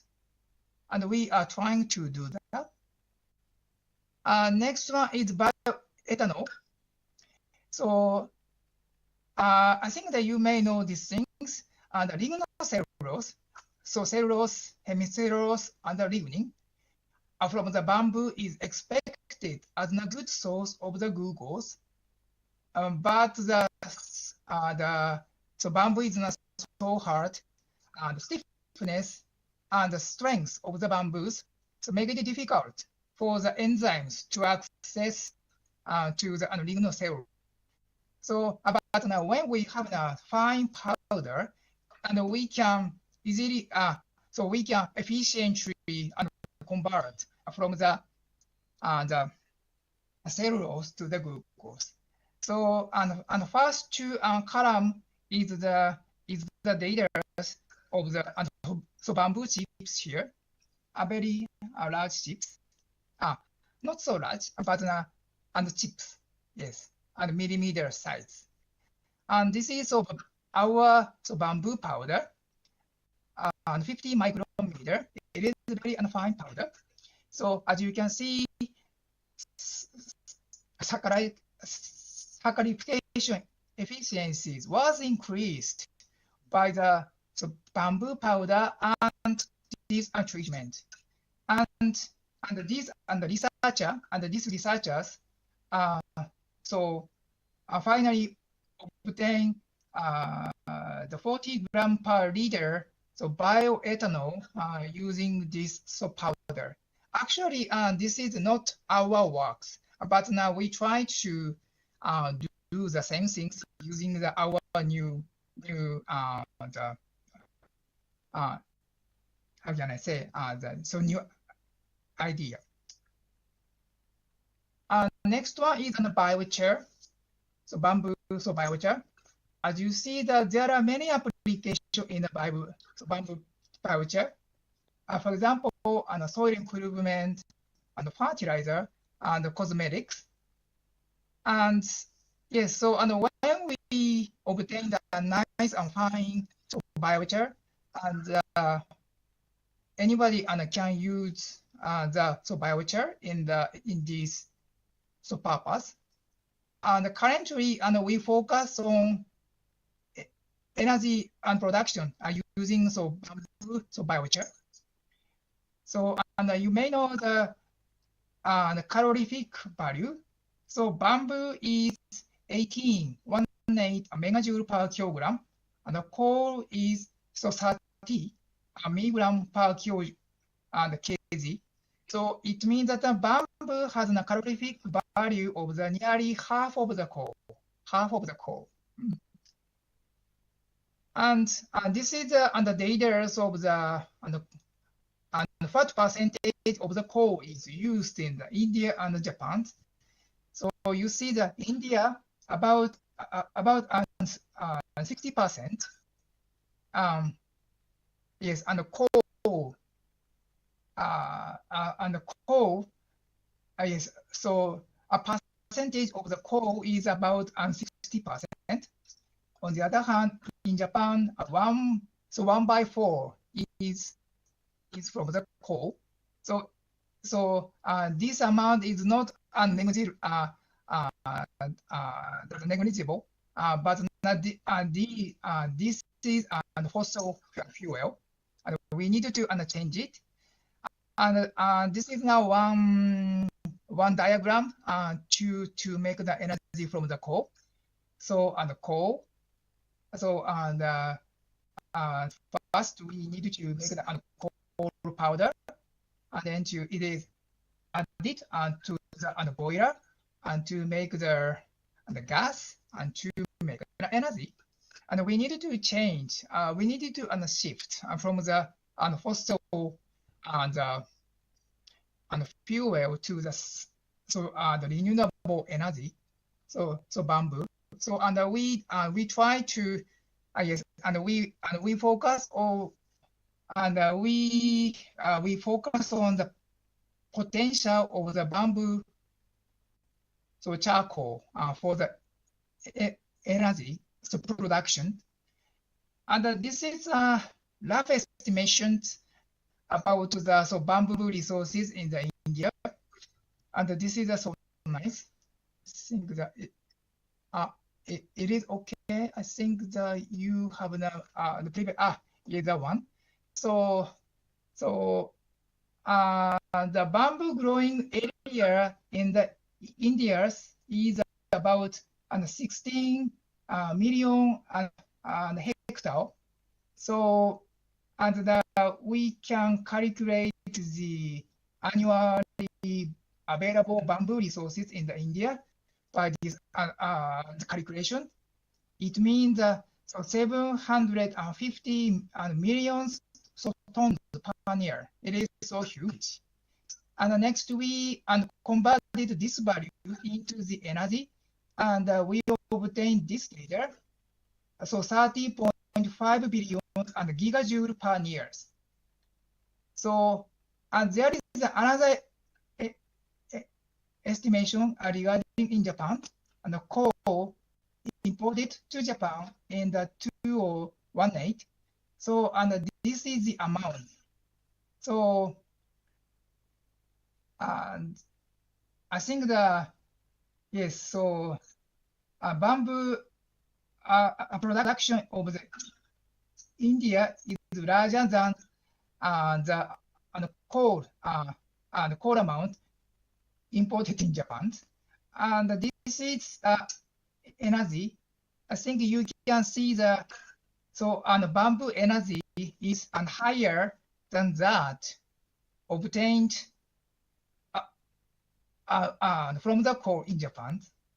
So it means that bamboo resources India is so rich. So a bamboo-fired power plant can be realized, so paid off locally in Japan. So and towards the effective utilization of the bamboo powder, and we are focused on two issues and reducing potassium content. So now we are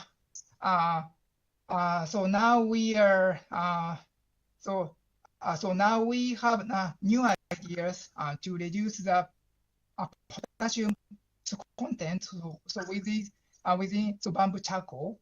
So and we try to use it to make it realize the energy production from the bamboo. And another one is a networking of the utilization of the bamboo resources. And we already met two persons from India, and Mr. and Sri Lanka, and he's a rule maker of the bamboo in India. So and he agreed to support us about the bamboo. And so next person is Mr. Moore, and he's at Assam. So he is after a discussion with us, and he mentioned that he is willing to he can open the plantation of the bamboo. So and we can utilize the many resources. And this is a conclusion. And we are we are running one bamboo project now. Our target is making the fine bamboo powder, and we already have the powder and using Japanese bamboo, and we try to make the fine powder using the Indian bamboo, especially Assam bamboo. And we try to, first we try to make the composite material and bioenergy. I think these activities will contribute to reducing carbon emissions. So, and our idea is Indo-Japan's collaboration and benefit, the sharing between two regions. And the next year, we plan to have the one symposium at IIT Guwahati. So if you interested, please participate.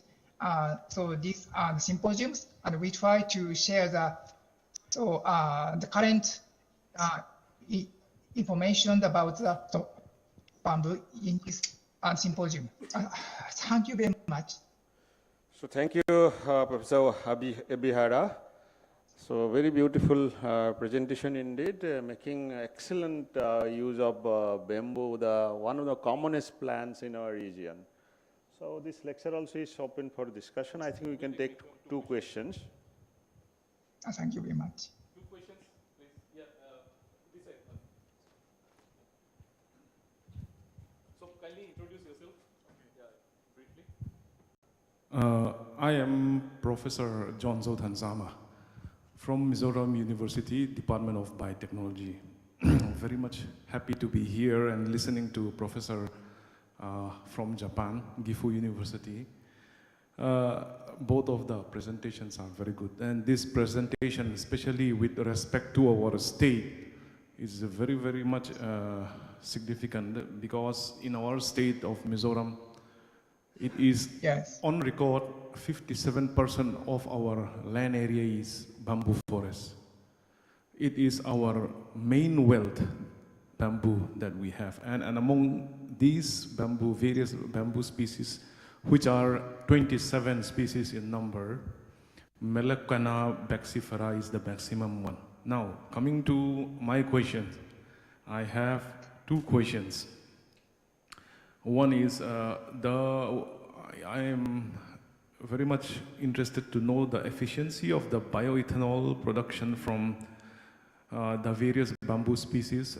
If possible, if you can tell me if bioethanol production from, for example, the bamboo satulda is as compared to our Melocana baxifera, if there is any prior research done on this, it would be interesting to know it. What exactly will our main species have in terms of efficiency of the bioethanol production?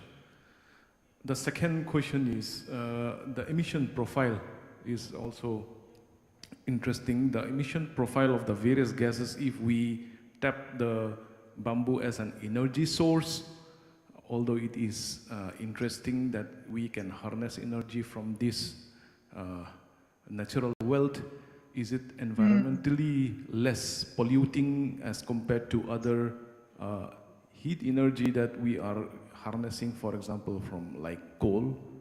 That is also the second question. Is it really safe environmentally? That is the question. And I'd just like to add another third question. The composite bioplastics is very interesting, again, for Mizoram. Like we said, right now, attempts are being made to harness production in terms of value addition, but still there is hardly any income in our state from the bamboo. So the fine bamboo powder, is it easy to make it into composite bioplastics? Is it possible in a cheap way to establish a plant for making those fine bamboo powder and then make it into composite bioplastics? For such a remote state like Mizoram, we don't have self-sustenance in even the power also. So we mainly, our 80% of our power, hydroelectric power, is still obtained from our neighboring states. So with that backdrop, is it possible to make such composite bioplastics, at least to be self-sufficient in that manner? That is question.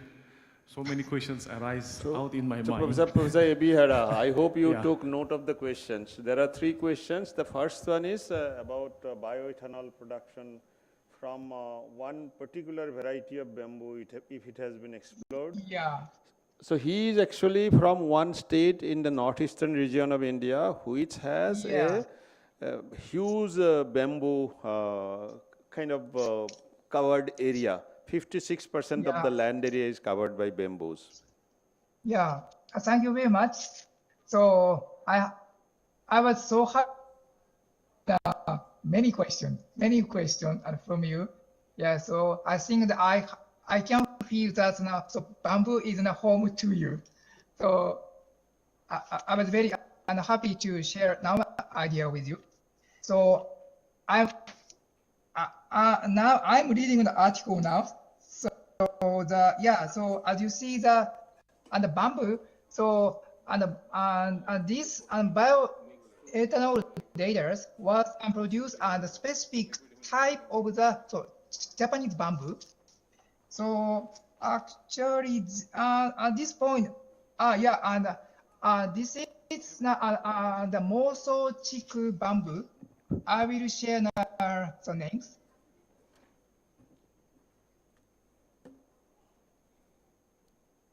This is Moso Chiku bamboo.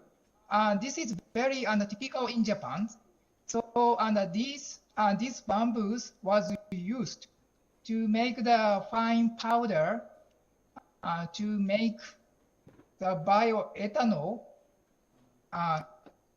in this article. So yes, and you may see the nice the efficiency, saccharification efficiency, and compared to so bamboo chips. So enzymes are easy to access on cellulose. And this is one idea.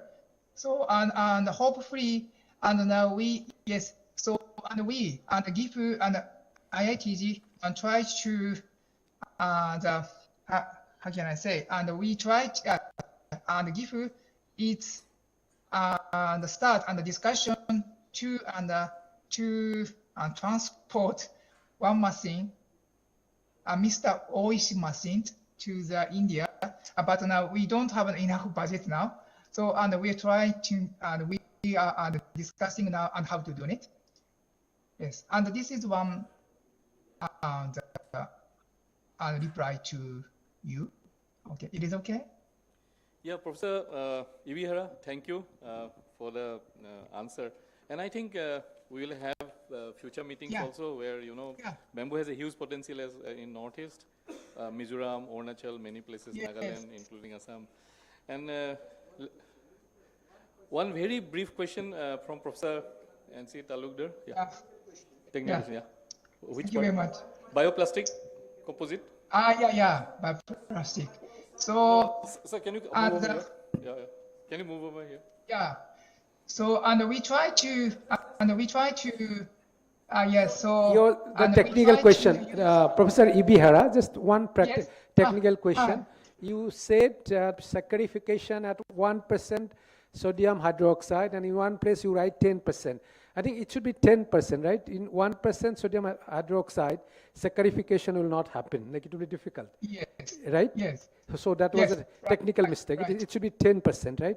But even then, what is happening if you use these detergent like sodium hydroxide or acid for saccharification step, it leads to environmental pollution. You're making it powder, it reduces generally 40% sodium hydroxide is used. So if you reduce to finer size, micron size particle, you have come down to 10%. Even then, it is an environmentally hazardous procedure. So this is just a comment. Thank you. Yeah, I respect your idea. Yeah, so we need to choose a greener way. Thank you, Professor Ibihara, and thank you, Talukdar sir.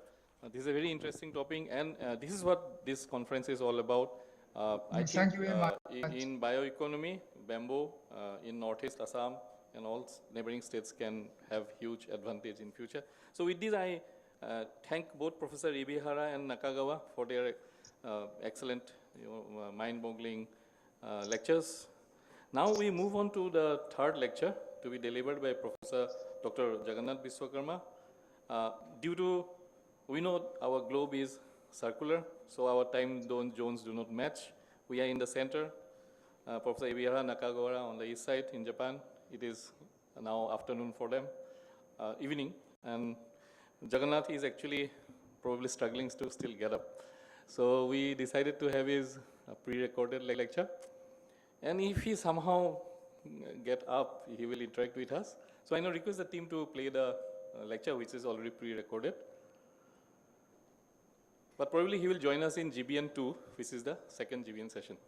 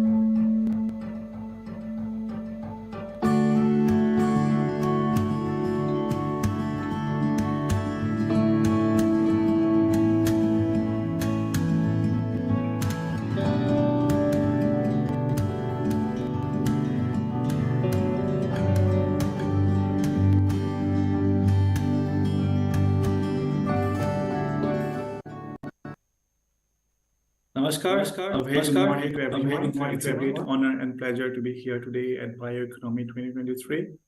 A massive thanks to Professor Utpal Bora for the kind invitation. I congratulate him and his entire organizing team for putting together an exciting two-day program on a very relevant bioeconomy-oriented topic.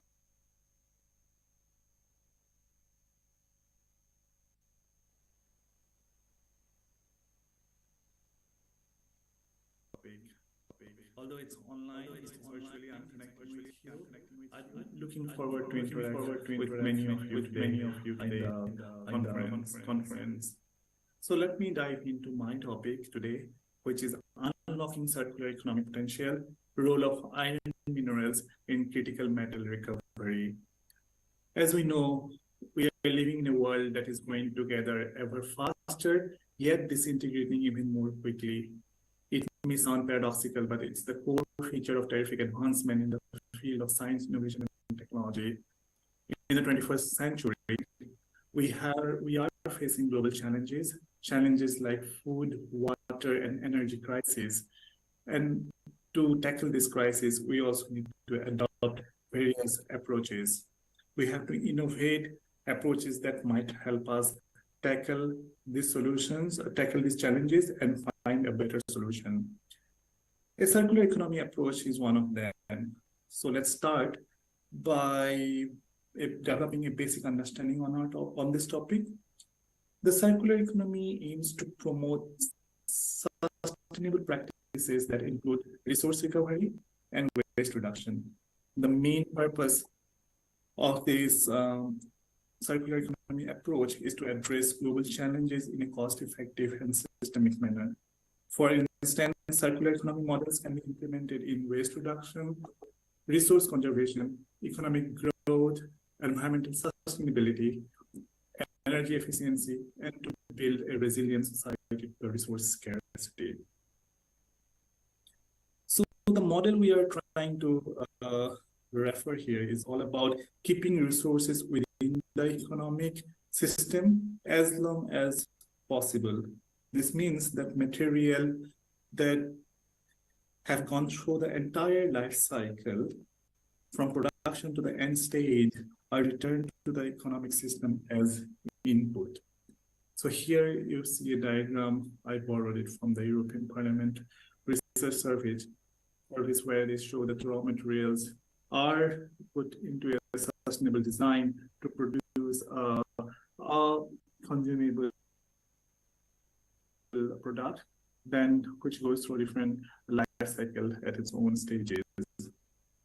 In this context, we confront a pressing challenge that the escalating demand for critical metals.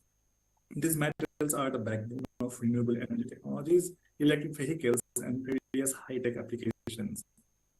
In the transition to clean energy, critical minerals bring new challenges to energy security because, like for example, solar photovoltaic plants, wind farms, electric vehicles generally require more minerals to build than their fossil fuel-based counterparts. A typical electric car requires 6 times the mineral inputs of a conventional car. So what I meant here to say is that demand for these critical minerals are much higher than we think is available currently to us if we are keen on achieving net zero emission. Bharat also acknowledges this demand, and so I invite you to go through a report published this year in June 2023 by the Ministry of Mines. In this report, the Central Ministry unveils its critical minerals strategy. It has identified 30 minerals considered critical to both national and economic security, part of which there are minerals which consist of, for example, copper, gallium, germanium, lithium, cobalt, phosphorus, etc. Bharat also would like to establish the Center for Excellence on Critical Minerals to periodically identify and update the list. Besides the list, the government has released a policy roadmap that supports the country's ambition for cleaner technologies and its goal of becoming a net zero emitter of greenhouse gases by 2070. All this in alignment with Atmanirbhar Bharat, so I highly recommend that you go through this report. As we explore the theme, it's essential to recognize the significance of nature-based solution in addressing this demand, and perhaps within the circular economy framework, waste to wealth concept can play a major role. Because most of the metals are extracted from ore deposits, which produce byproducts. Some of the most desirable critical metals can be found in these byproducts. Here you see an image of an acid mine shared by our collaborator at the University of Exeter, Dr. Rich Crane. So incorporating a circular economy approach for metal recovery from this acid mine and waste generated in those mines would be and should be prioritized. And in this context, here I'm going to discuss why iron minerals might be a suitable candidate to recover critical metals from waste.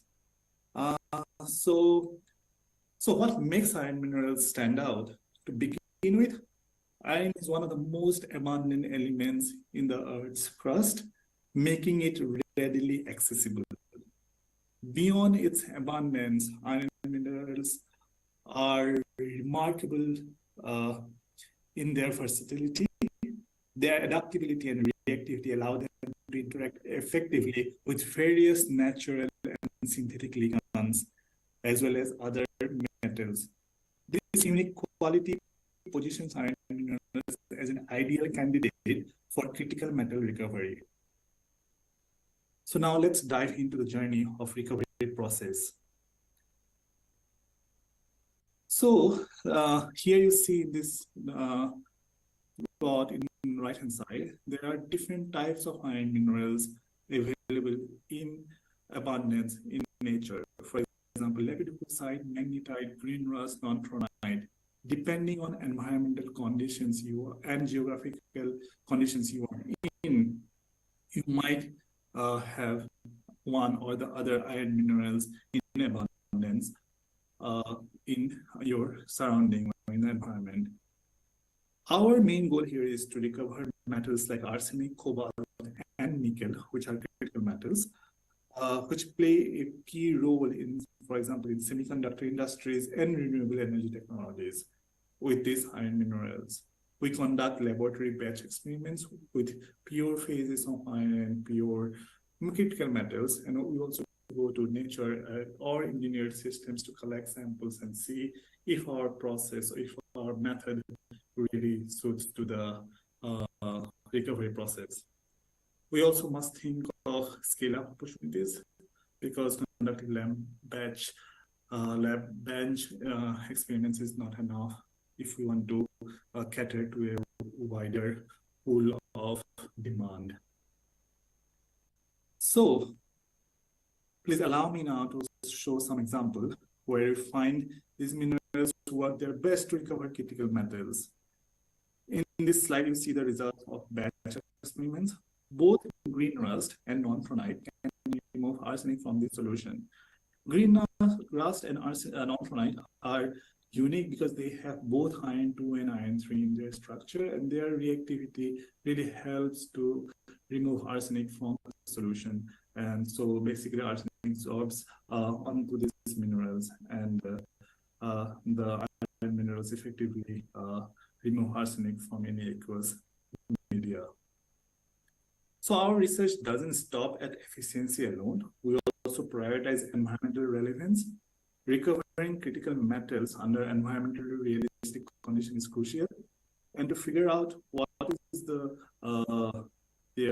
critical conditions, we also need to plot our data in different models. Here we are showing arsenic absorption on non-tronite, and there are two different models that we use, but there are various other models that we can plot our data with to identify the amount of mineral, for example, we need to eliminate arsenic at a certain concentration.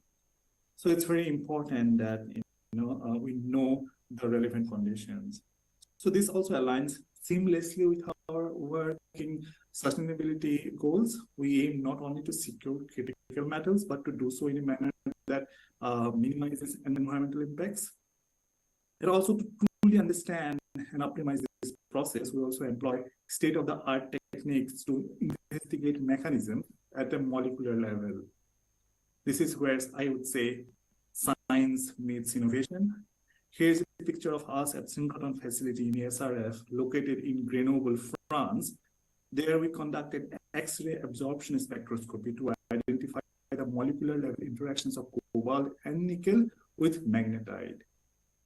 Since we know from our batch laboratory experiments that magnetite can recover cobalt and nickel from waste, we wanted to understand how the atomic level interactions would vary with different doses or concentrations of these critical metals with magnetite.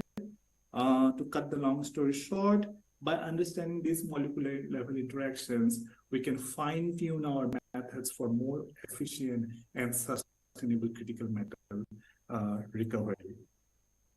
So iron minerals in many ways can be considered nature's solution to resource management. Their presence in the Earth's crust, as I said earlier, position them as readily available and sustainable resources. By harnessing these resources, we can create nature-based solutions that help us reduce waste and address resource depletion, which is a fundamental principle of the circular economy.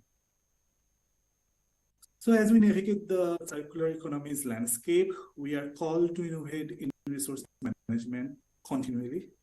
Iron minerals are an example of this innovation. Their role in critical metal recovery showcases how we can creatively and sustainably manage resources, forging a path forward to a more resilient, resource-efficient future. I believe it's a significant contribution to the broader goals of the circular economy. And I also believe that we should take leverage of the potential of iron-rich Northeast India. We see iron as a problem in our groundwater. We see arsenic as a problem in our groundwater. But why don't we convert the problem into our benefit as a solution to make critical metals like arsenic available for example, semiconductor industry. So we need to identify path towards a more resource efficient future. We need to develop projects where we go to the field, collect iron minerals available in our northeastern region and use them to extract arsenic or cobalt or nickel or any other critical mineral, for example, any of the 30 that listed by government of India. You'll be surprised to know that arsenic, which is very predominantly used in semiconductors, is not listed by government of India because they see it perhaps as a problem, but we can definitely convert the problem into a effective, better, positive solution. So instead of exploiting mines, I would say use waste to wealth concept in the framework of a circular economy for critical metal recovery. As we move forward, we must continue our commitment to research, innovation, and the practical application of these principles. By doing so, we can transform the circular economy vision into a tangible and sustainable reality that benefits us and future generations alike. Before finishing this presentation, I would really like to encourage you all that take ownership of your work. Science is not finished until it's communicated. And I truly believe that the work that you have been putting up all together is very important, is very relevant to the Northeastern India, to the Global South community. So please be an advocate of your research, display your work, communicate properly to the policymakers, to the government, to the people in charge who can create changes. I think it's on us as a scientist to communicate our results so that the lab bench scale experiments can be converted to the pilot scale, then to the full-fledged industry where we can, use our methodology to extract critical metals from waste. With this, I would like to thank all of you for listening and tuning into my talk. Thank you very much. I hope you enjoy the conference as much as I'm looking forward to enjoy it. Hope to receive some questions, and I welcome any of your feedback or suggestions to this email ID. Thank you very much. Namaskar. Thank you, Dr. Vishwakarma. I request my co-chair, Professor Das, to summarize and also conduct the question answer session. Thanks, Dr. Vishwakarma. So, as you could gather, your lecture was somewhat different from the other two lectures that were included in the session. So, any connections to bioeconomy? I think your topic is primarily related to mineralogy, right? Thank you, sir. Thank you very much. I really hope the conference is going well for you. So, to answer your question, it's not only about mineralogy, it also involves bioeconomy aspect, because the minerals that I have been talking about here, magnetite, or like the clay minerals, non-thornite, can be synthesized biologically even. So there are microbes like Geobacter, Shwenella can do the microbial work. So for example, magnetite can be synthesized microbially under certain environmental conditions. So if we can somehow synthesize naturally these iron minerals, that can act as a better absorbent for critical metals. So that's how I hope we can leverage the currently available abundant iron minerals and microbial relationship to the important. Yes. So I can see some connections now. Yeah. So new concepts. Actually, there are many young participants. I think some of them will absorb such ideas also. Surely, I think this also is a very useful addition to the session, I'm sure. So thank you, Dr. Vishwakarma, and please join me in thanking Dr. Vishwakarma once more. Session is running a bit late, of course, but then we also need to close it because of that. So we had, as you all know, we had 3 lectures from 2 professors from Japan, from Gifu University, and now this one is from University of Bristol in the UK. I think there is going to be a question. Before I conclude, you may please go ahead and ask the question. Vishwakarma, very good lecture. But you know, I am Dr. Pradeep Nahar, ex-scientist, IGIB, CSR IGIB, Delhi. And Utpal Bora is my student, first student. So my question is, this in West Bengal, there is a serious problem of arsenic in water. So can this technology be applied to get rid of this arsenic? Thank you, Pradeep sir, for the question. So the inspiration of this work has come from the Southeast Asia, especially the Sundarban Delta. I myself from Assam, so I know the severity of arsenic problem in groundwater. Most of the groundwater in West Bengal or Assam region is treated locally with iron nails. So basically, when we do filtration, we use iron nails, and iron nails can absorb arsenic. So what we do so far is that, of course, the water is purified, but we don't care about the filter materials. So those who work in this water industry, they know that, okay, their focus is only to purify water, but I am trying to kind of navigate from purification to use the filter material so that the iron nails that sequester arsenic, we can again reuse for example, semiconductor industries. So technologies have been developed. In University of Bristol, we have been working continuously to reuse the filtered material so that arsenic can be possibly sellable to semiconductor industry, and the iron minerals that we have left with can again reuse to treat the water. Does that answer your question? Okay. Thank you. So there is. Running late for the Uh-huh. So we'll close it now? Yeah, we'll close it.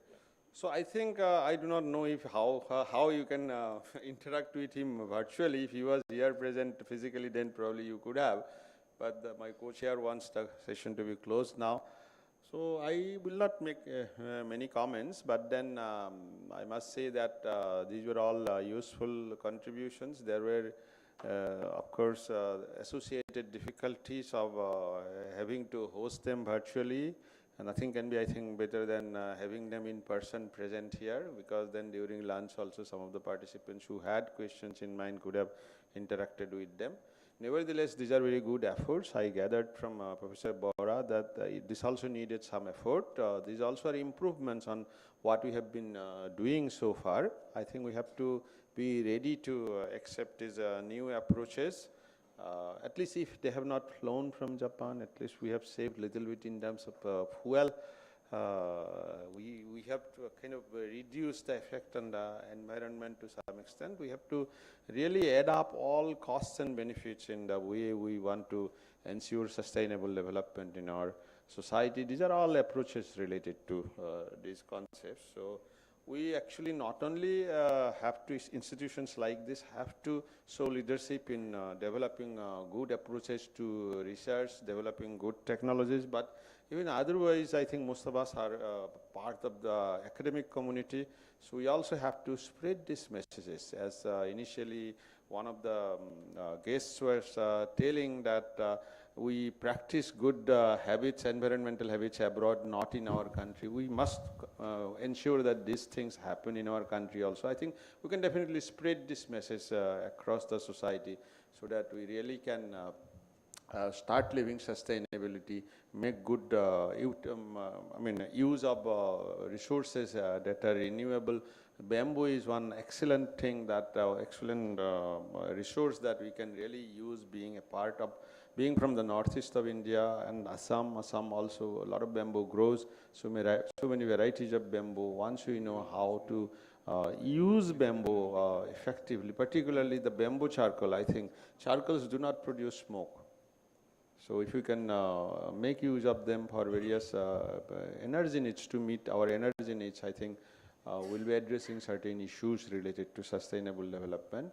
So with this kind of hope, on a positive note, I want to say that this session ends. I also take this opportunity to thank Professor Bora once again for giving me this opportunity to chair this session. Thank you very much.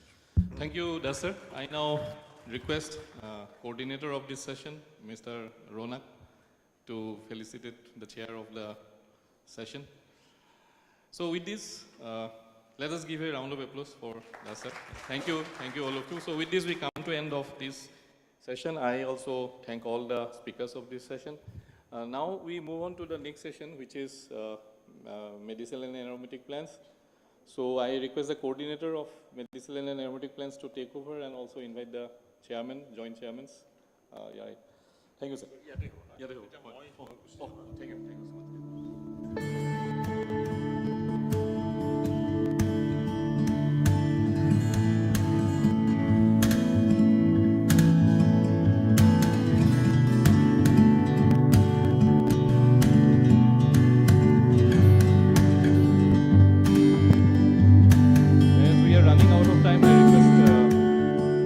The coordinators of the next session to start as early as possible.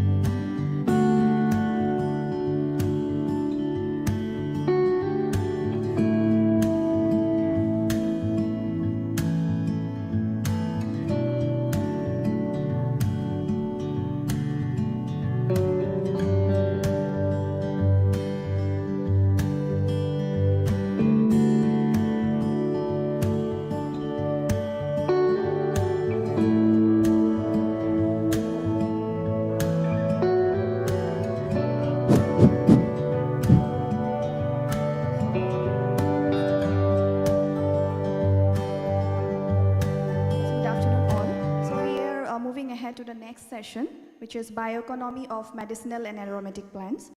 First, I would like to introduce and invite the esteemed chairpersons of this session who will be chairing over this session, Professor Priyabrata Sen from Assam Agricultural University, Jorhat, Professor Chandan Das, Department of Chemical Engineering, Indian Institute of Technology, Guwahati, to kindly take the seat on the dais.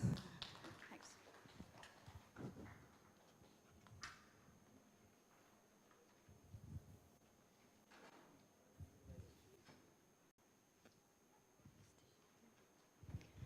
Now I request Ms. Upasana Pathak to kindly felicitate our chairpersons.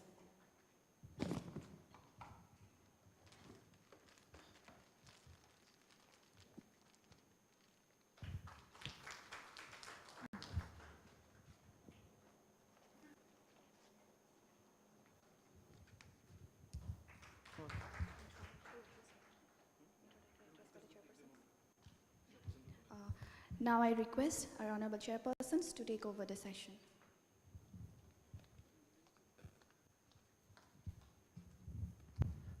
A very good afternoon to all the distinguished guests, research scholars, students present here. We're going to start the session on bioeconomy of medicine and aromatic plants once. Already we are late by an hour. So without spending time, I will first invited lecture will be from Professor Rambir Singh. I would like to invite Professor Rambir Singh for his lecture. He will be speaking on medicinal aromatic plant bioresources for rural prosperity in Assam. As far as I know, he is a professor of Central University, Mizoram, Aizawl. All the way he is coming from Aizawl. I would like to request Professor Singh to start your lecture. The stage is yours.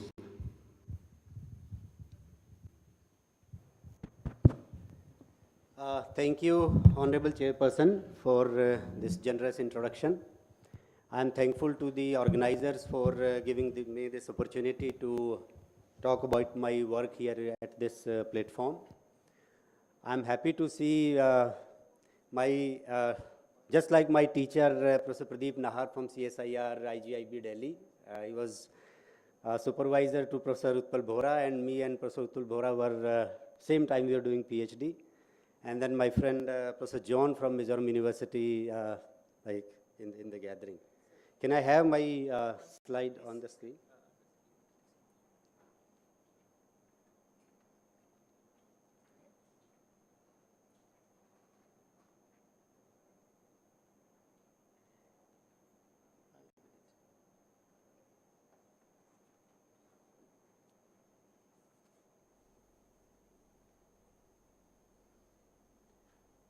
Okay, so the title I have chosen a very generic kind of.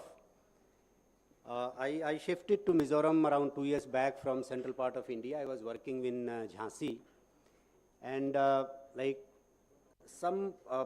I was working in medicinal aromatic plant there, and some plants I have chosen to work with within Mizoram, so that it can be helpful in building bioeconomy for the farmers. We know that in northeast India, agriculture is in constraint. The people who are working in classical agriculture knows that northeast India produce around 3% of national food grain production, and still we are not self-sufficient. We have to import it. So that means it is true that the conventional crop could not address the livelihood issues here. So we need to focus on certain crops which are high valued. And as some of the learned speakers in inauguration, they told that medicinal and aromatic plant are one such bioresources which could address the livelihood issues and could build a bioeconomy in this region. So we know that these medicinal aromatic plant, they are part of culture, part of culinary, part of curative practices since the like starting of civilizations. And at present, most of these MAPS resources, they are used as food supplements, feed additives, starting material for making drugs and pharmaceuticals. and it is for the students that we got a new drug class in India recently 4 or 5 years back. We were having only 2 drug classes in India, Ayush drugs and allopath drug, and a new drug class has been added, phytopharmaceuticals, where drugs will be developed from plants but regulated as per the regulatory guidelines of allopath. So that means a lot of standardization, a lot of safety and clinical studies are needed so that these drugs can be approved and it can be like recommended by clinicians. There are like countries across the globe, particularly Europe or Russia, you see, where there's not stringent difference between allopath and natural medicine. But incidentally, in India, we have different kind of medical practitioners. Allopath medical practitioners are different. Ayush medical practitioners are different. So people prescribe their own drug. But like in some countries, it is only for the patient benefit. Whatever can give benefit, they just prescribe. And we know that Northeast is the part of Indo-Burma biodiversity hotspot, and we have the highest biodiversity of plants. So there is huge scope of doing medicinal plant-based research here. And the traditional medicinal system we practice, that is one plus in my opinion, because we have knowledge from traditional system, we have bioresources available. If we club them together, then definitely we can do miracle. This is one slide, like I just modified bit of taking from inputs from one more, like one from Dr. A.K.S. Rawat. So medicinal and aromatic plant bioresources, coupled with the traditional knowledge we have in Northeast and with the modern tools and technique. So these resources can be developed in phytopharmaceuticals, in nutraceuticals and food supplements, cosmeceuticals, and aromatherapy like product to have improved healthcare, because most of the masses, they may not have still access to the modern clinical facilities. So we may have improved healthcare, employment generation, ultimately leading to rural prosperity. Before I focus on the crops which I have started in Aizawl, Mizoram, I am currently located at, few slides I want to show one major project before coming to Mizoram. I did it in Bundelkhand region. Before coming to Mizoram University, I was working with Bundelkhand University, Jhansi. It's a UP state government university. And we implemented a major project on aromatic crops, and 4 collaborative institute, Bundelkhand University, Jhansi as the local lead institute there because the project was implemented there. Then CSIR CMAP Lucknow, CSIR IIM Jammu, and FFDC Kannauj. And we worked on 5-6 very high valued aromatic crops for their large scale production, quality assurance, and value addition. And these were some of the crops. Lemongrass, we worked with 2 cultivars to release variety by 2 institutes, one from CMAP, one from IIM Jammu. Then 2 varieties of Symbopogon Martini, that is Palma Rosa, then two release variety of Rosa grass and Ocimum. So these were like high demand aromatic grasses we worked there. And we developed a big bioresource center in our university, so that like from these institute, every time it is not possible to get the material and directly give it to the farmers. So we developed a big bioresource block. We cultivated all plants there, multiplied there, and then gave it to the local farmers for large scale multiplication. And like when we started this project, people were saying that Bundelkhand is a very dry region. Temperature in summer is around 45 to 48 degrees. So we wonder that whether the crop will survive there or not. But I'm happy to say that the growth was excellent, and we got very good biomass as well as the phytochemical profile. And we installed around 29 distillation unit in the total 14 districts in that area, so that the produce can be converted in the value-added product. And this was one complete cycle I'm showing, like from selection of land, selection of farmer, giving them the planting material, extraction of oil, then marketing of the oil, and then value addition from the spent material which is left after the extraction of oil. And this is the summary of the project at a glance, and I'm very happy to say that we could reach out to more than 10,000 farmers. We could cultivate these crops in over 3,000 acres. And we could install around 29 field distillation units, and we could do value addition from the spent material as well to make other value-added products like incense sticks, incense cone. So these kind of product we could make so that everybody get a livelihood. Farmers, they can produce the material, sell the oil. People who are landless in that village, they can be attached with the same unit and they can produce other value-added product like that.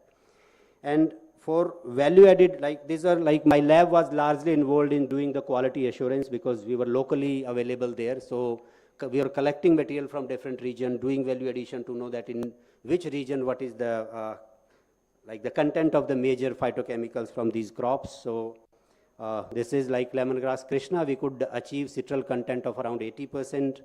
Then in CKP25, another cultivar of lemongrass, we could have it again 80%. Then this is CK10 and CN5.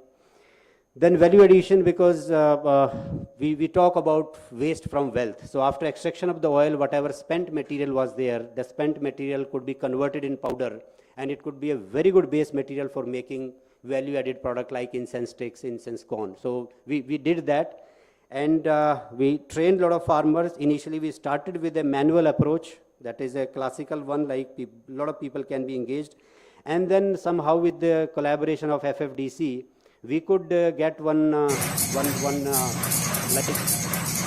mechanized incense stick making unit, and we installed these units with every distillation unit.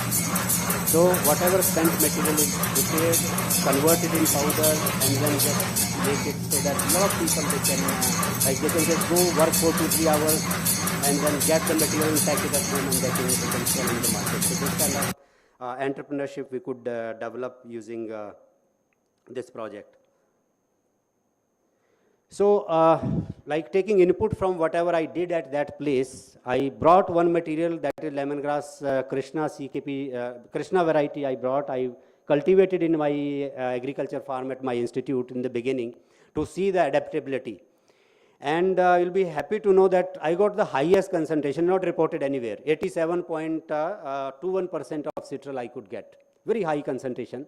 So I feel that the climatic adaptability is very good. If we propagate it in large scale, then definitely it could bring in prosperity to the local farmers. So this is one plant, I started it and I'm working on it so that we can grow it at large scale. We are working with again CMAP.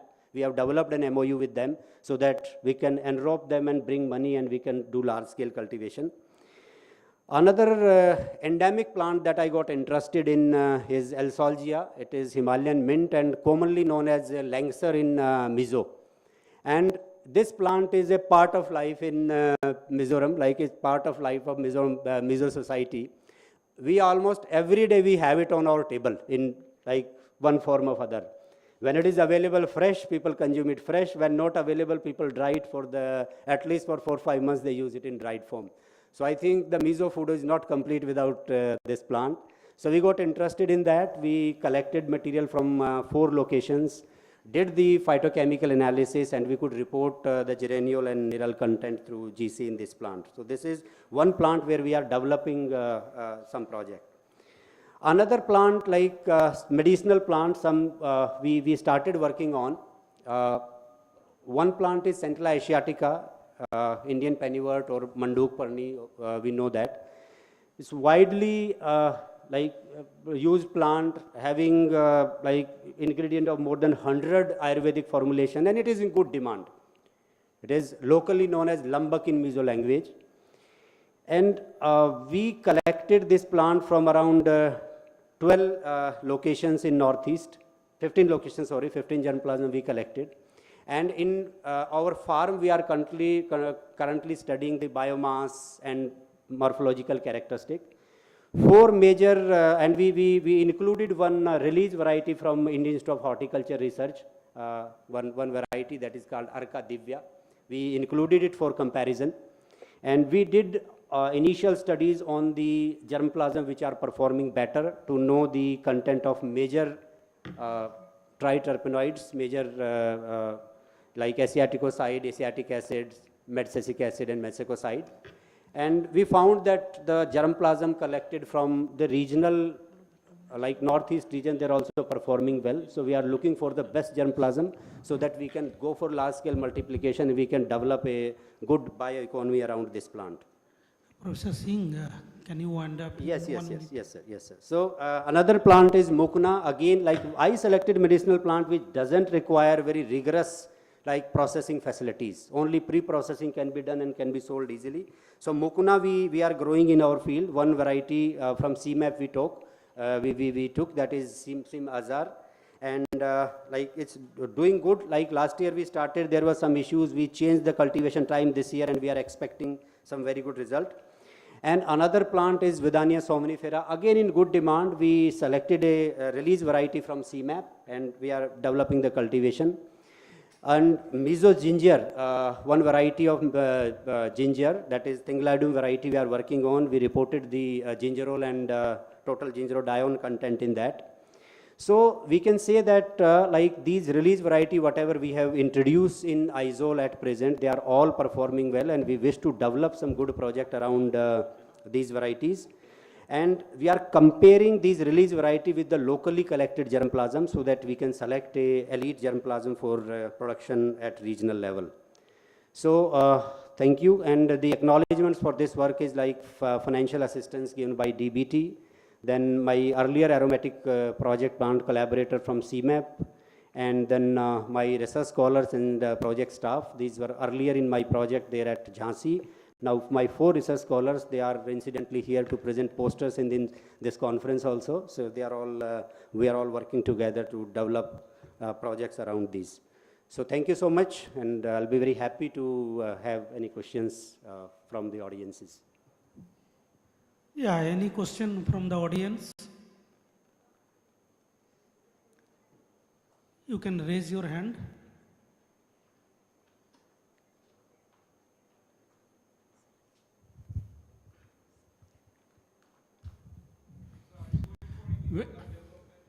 Yes, sir.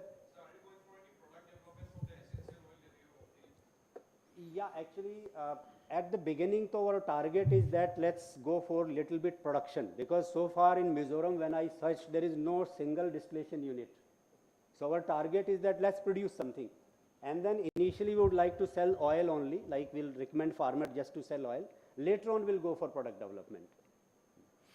Very good societal work and very interesting. So question is same. Yes, sir. So just without selling oil, you can do further also. Yes, sir. For example, mint lozenge, mint type of things, small scale industries can be done easily. Yes, sir. Or lemongrass also can be used for that. Yes, sir. Yes, sir. So, very good. Yeah, thank you. Thank you, sir. I have one point only. Regarding that lemongrass, that essential oil, what is the gram of essential oil per kg lemongrass? Any rough calculation you have? Percentage, yeah, percentage is around 1.2%, 1 to 1.2% is the yield. Oh, okay. And it is good, like in like central part, because I worked on this plant for Okay. almost 3 years. Yeah, So okay. yield is around say 0.8, 0.9, but yield is here also good, like 1 to Okay, 1.2. okay. It's a good yield. Okay. And another question like regarding that 6 gingerol. In Northeast, there are 9 different varieties of ginger. Among these, Nagaland variety has maximum 6 gingerol content. Also, the volatile oil percentage also is very high. So, what actually I am also working in the same field, like using this 6 gingerol. Patanjali is now producing this mango candy using this 6 gingerol.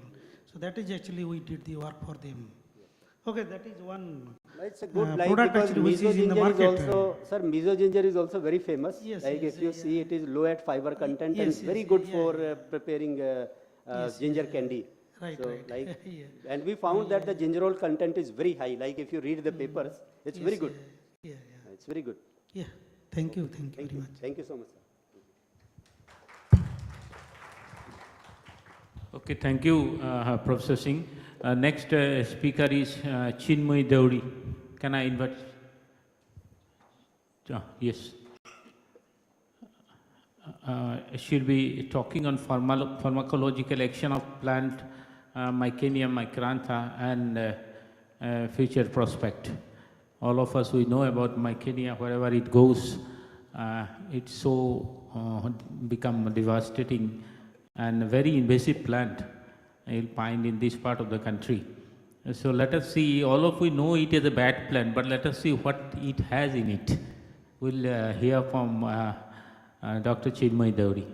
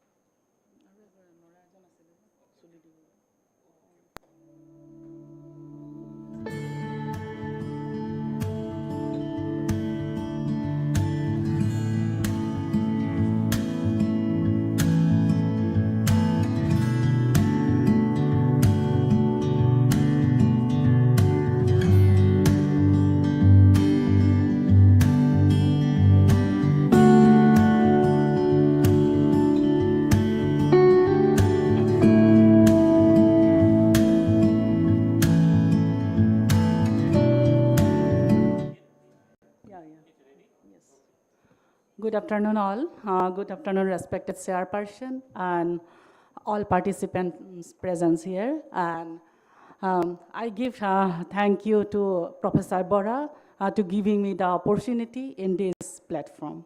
So my topic is today the pharmacological action of plant, Mycentia micrantha, and future prospect.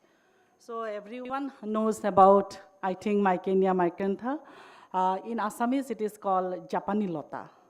Japani lota in our language and traditional tribes like Deuri communities in Assam. My mother-in-law has said the name of this herbal plant is Premlota.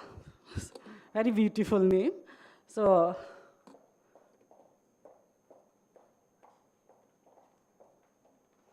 here, the plant is Mycenia micrantha.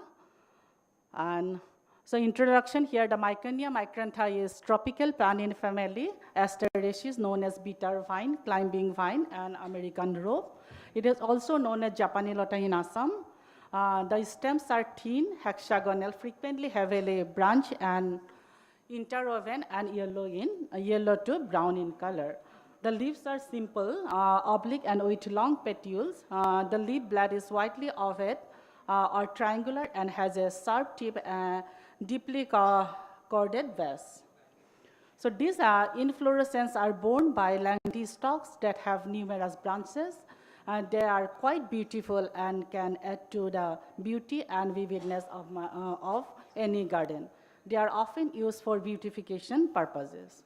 So the medicinal properties of Mycenia micrantha, there are lots of medicinal properties in this plant.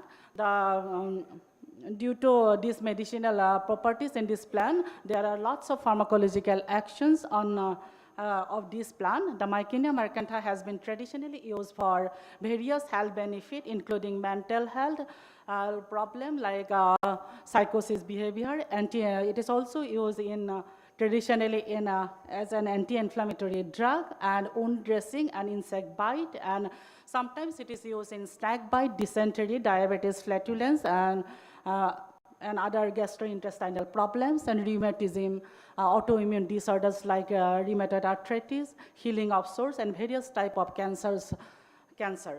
So several studies shown that many of these antioxidant compounds possess anti-inflammatory, anti-atherosclerotic, anti-tumor, anti-ulcer, and mutagenic, and anti-carcinogenic, antibacterial, and antiviral activities.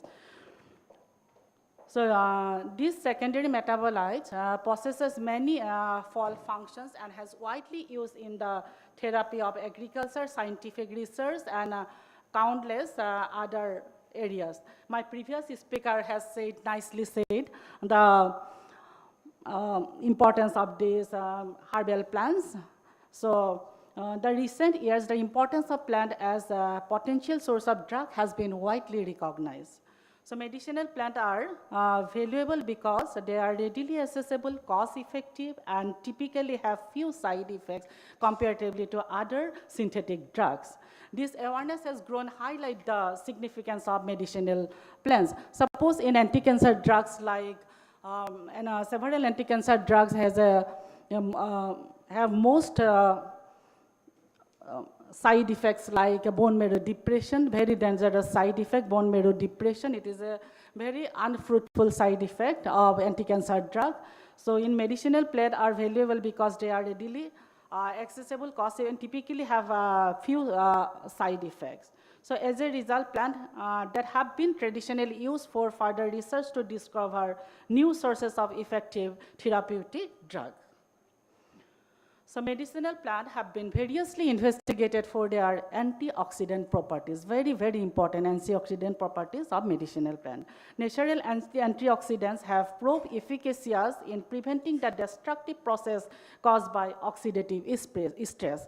So diseases like Alzheimer's disease, diseases like Parkinson syndromes are mainly due to oxidative stress. So the routine synthetic antioxidant compound like propyl gallate, butylated hydroxyanyl and butylated hydroxytoluene have shown to possess lethal effect, and this finding has promoted research into the properties of naturally occurring antioxidant. So antioxidant, especially polyphenols, which are reactive antioxidant species, are synthetic antioxidant molecules used to treat free radical damage of our body, has several side effects. So a herbal plant like Mycenia micrantha, the plant material are rich source of antioxidant molecules like phenolic, flavonoids, anthocyanin, quinine, coumarins, alkaloids, amines, and other metabolites are reported with different biological activities has little side effect. So phytochemicals found in Mycenia micrantha has some pharmacological properties. Due to this pharmacological property, it has been popularly used in villages. Like the pharmacological actions like antioxidant actions and anti-tumor action, anti-stress action, and antiviral action, ulcer protective action, and antimicrobial actions, anti-inflammatory actions, analgesic action, and anti-malarial action. I have done 2 papers on analgesic action and anti-inflammatory actions on Mycenia micrantha plant on experimental animal models. Now, you see the antiseptic and anticoagulant actions of Mycenia micrantha. Due to its antiseptic and anticoagulant property, it is used as local antiseptic medicines in Mizoram, state of India. Am I right? People from Mizoram. It is known locally as Japan Ho. Japan Ho, I think? Japan Ho? Yes. Well, thank you. So its use has been reported in the state of Arunachal Pradesh. Fresh leaves are pounded and then applied over laceration to stop bleeding and subsequent healing. So it is used in wound healing in villages. So external sores and itching are treated by topically applying the leaf juice. Use of juice of Mycenia as a curative agent for itches in the reported from Malaysia. So it is also used in as a anti-allergic drug. So antiviral actions, Mycenia micrantha is used traditionally in smallpox, chickenpox, measles, rashes, and other skin eruptions. And booze use and persistent sores are treated with leaf juice from the macerated leaves. So the macerated leaves of Mycenia micrantha are locally rubbed on the skin as a remedy for rashes. So another pharmacological actions of Mycenia micrantha, the anti-inflammatory actions of Mycenia micrantha, these are many side effects associated with administration of NSAIDs. Non-steroidal anti-inflammatory drugs are mainly used for inflammatory conditions like rheumatoid arthritis and any other several inflammatory conditions, but NSAIDs are prone to develop nephrotoxic. Because আমাৰ গাঁওবিলাকত কি বুলি কয় বেছিকৈ analgesic নাখাবা, analgesic খালে কি হ'ব কিডনিকেইটা বেয়া হৈ যাব। মানে বয়সস্থ মানুহবিলাকে কয় তাৰ ভিতৰত কি আছে এইটো ভাল কৰি নাজানে, কিন্তু তেওঁলোকে কয় যে মানে বেছিকৈ বিষৰ দৰৱ নাখাব কিডনি বেয়া হৈ যাব। So the NSAIDs non-steroidal anti-inflammatory drugs inhibits prostaglandin E2 and prostacyclin. So these prostaglandin present in our kidneys may has a potent vasodilatant actions. NSAID inhibits the prostacyclin and thereby it leads to vasoconstriction and ultimately lead to analgesic nephropathy in long-term uses.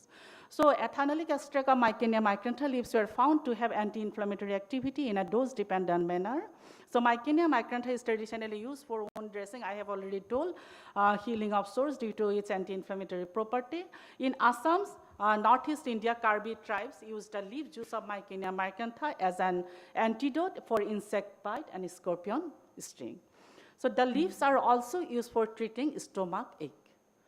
I have already told flatulence, gastritis. So it is used in stomach ache.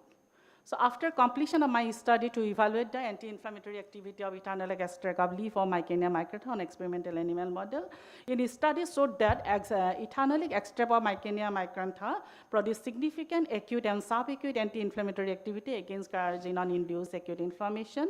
And at the 4th hour, the effect of ethanolic extract of Mycenia micrantha at the dose of 200 milligram per kg showed similar to the aspirin at the dose of standard drug aspirin, the 100 milligram per kg when given orally. So ethanolic extract of Mycenia micrantha shows significant central as well as peripheral analgesic activity. Therefore, further investigation are necessary for the identification of relevant bioactive chemicals alternative to non-steroidal anti-inflammatory drug. And another central analgesic, opioid analgesic, that is morphine, and the non-opioid analgesic, NSAIDs, both are very toxic. So analgesic actions showed, the studies showed that ethanolic extract of the leaf of Mycenia micrantha produced significant analgesic, both central and peripheral, I have already told. So antimicrobial actions of Mycenia micrantha. Antibiotic has been used since 1940s to treat bacterial infections. The several bacterial infections like very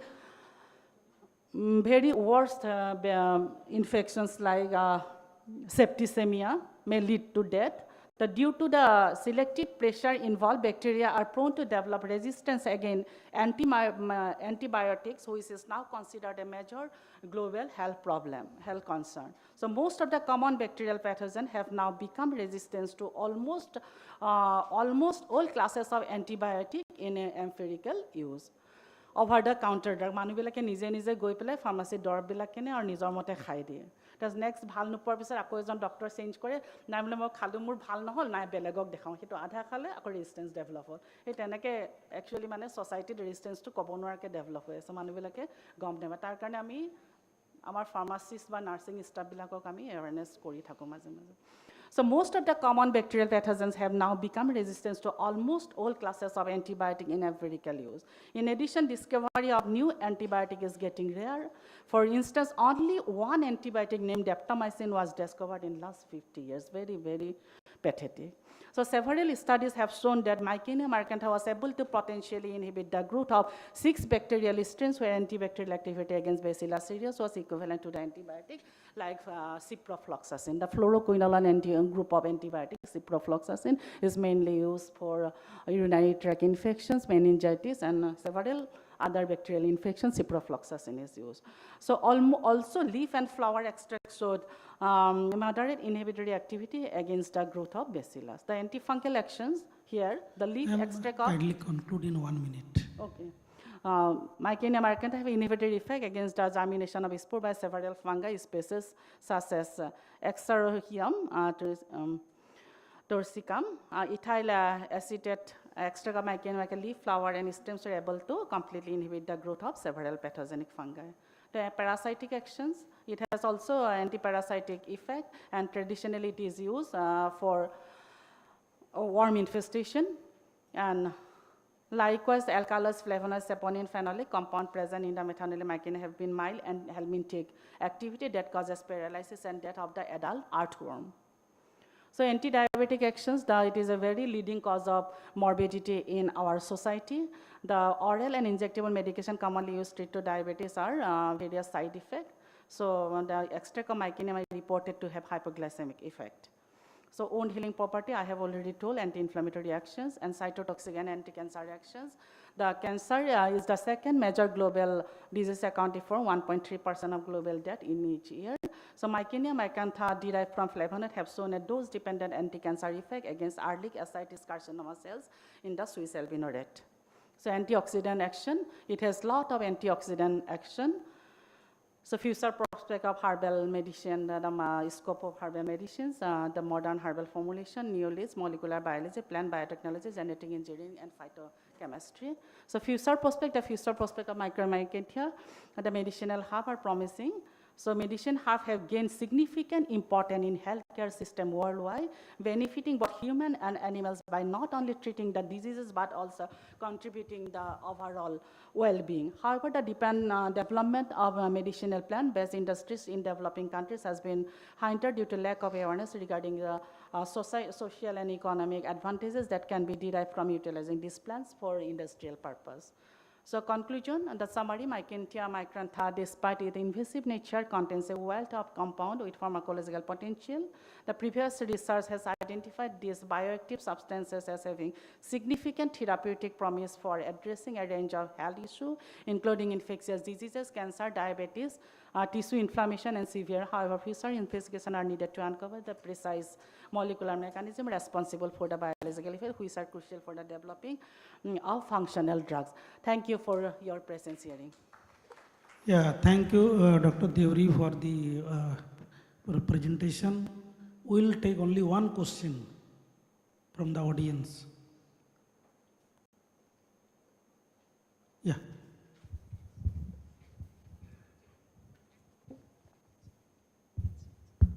Madam, is there any report on the safety profile of this plant? Like Yes, what is LD50 or what is the safe dose?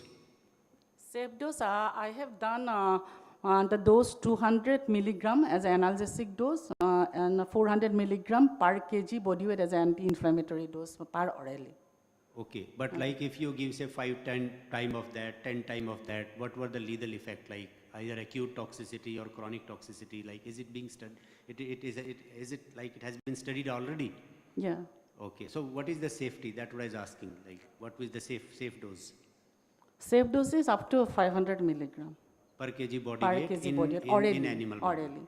Okay, orally in animal model. In animal model, at anti-inflammatory dose. Okay. But analgesic dose is 200 milligram subcutaneous, I have given. Yes, okay, thank you. Thank you. Thank you all. Okay, thank you, Madam Deori. I'll like to invite the next speaker, Jyoti Chaudhuri. Yes, you have an oral presentation on bioeconomically potential plant derivatives for cervical cancer. Your time is 8 minutes. Huh? Huh? That's not your topic? Anything just sensed? But that is written here as your topic. You come this side. You come this side. Wait. Jyoti, na?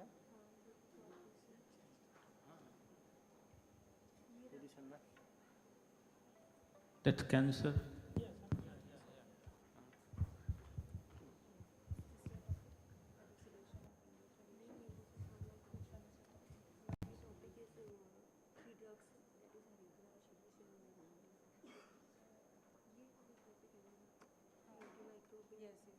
Hey.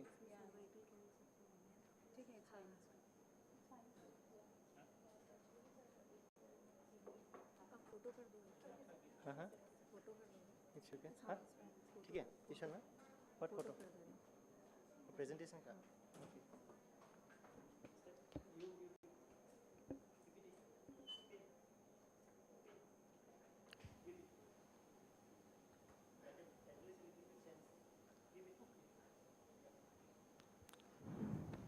Good afternoon, everyone.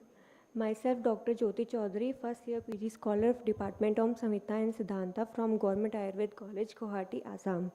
My today's topic is antimicrobial effect of 3 Vishagna herb, which is Haridra, Curcuma longa, Shiris, Albizia labec, and Thinduvar, that is Vitex nigundo, and their role in bioeconomy.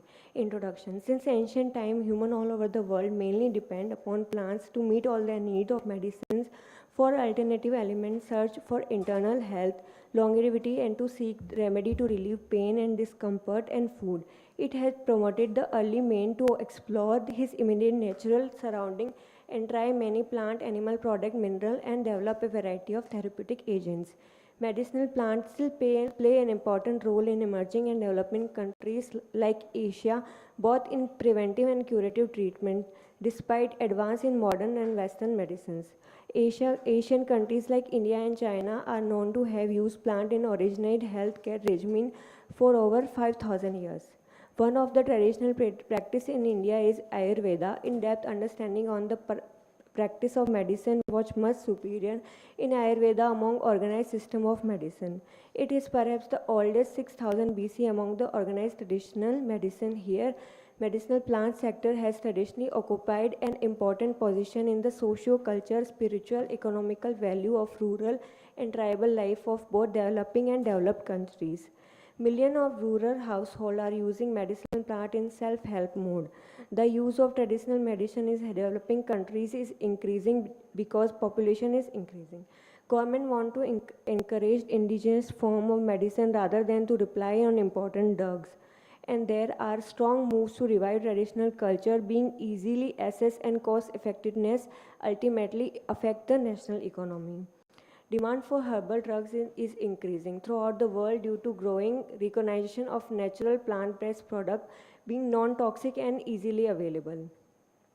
My first drug is Haridra, that is known as turmeric. Its botanical name is Curcuma longa lin. Family is Gingiveraceae. Classical name is Haridra or turmeric. Chemical composition of Haridra. The rhizome contain a volatile oil 1% and active principle curcumin, yellow coloring matter, and the turmeric oil or terminol of specific odor and taste and yellow color. Part that is used is rhizome. Doses of the juice is 10 to 20 ml and powder is 1 to 3 gram. The antibacterial activity which I will going to discuss is in the previous year of experimental study showed that antibacterial activity of all leaf and rhizome extract was tested, promising use of turmeric rhizomes essential oil as a novel natural effective antibacterial agent for preventing and treatment of disease like boil infection instead of the chemical drugs. Further clinical trials on the infected animals and human are required to support the obtained outcome. This is Haridra. Gross value added from turmeric in India. As an important spice, turmeric is growing in India since the ancient time, mainly for its culinary and medicinal properties, particularly in the Ayurveda. The COVID-19 pandemic particularly evaluated the turmeric cells both in the form of fresh and dried. Also, turmeric is used as one of the common ingredients in daily basis meal, like in spices. Recent pandemic COVID-19 also further valued the health benefit in the form of immunity booster. For India, this gives immense benefit as one of the important producer and also a major global exporter to not only benefit economically but also to serve the globe in a better way. India being one of the major producer of turmeric contribute 80% to the global production in the year 2018 and 19. Turmeric production was 389,000 tons with area and productivity 246,000 hectares and 6.34 kg per hectare respectively. In the international market, India is a net exporter of turmeric and earned $201,152,000 US in 2022. The USA is the largest consumer of Indian turmeric, imported 22% of the global of the total exported value, followed by Bangladesh, that is 18%, Iran, that is 6%, and UAE is 5% in the last year. The exported value of turmeric jumped to 20% in the last year as compared to the 6% growth in the 2016 to 2020. opportunity for northeastern states to prosper the turmeric cultivation and marketing. Northeastern states, particularly Mizoram and Sikkim, are recognized as abnormally high productivity state in turmeric cultivation because of their higher yield. There are 33 clusters in Manipur operating under MOVCDNER, that is Mission Organic Value Chain Development for Northeast region. Also, Assam and Sikkim have better geographic coverage of FPOs, that is Farmer Producer Organization. By promoting such practice in other northeastern states, they can exploit this niche market in near future. This is the graph, progress in production and trade of turmeric in India in 1990 to 2019. And this is the growth that is made in 2000 to 2020. My next drug is Shirish, also known as Albizia labec Beth.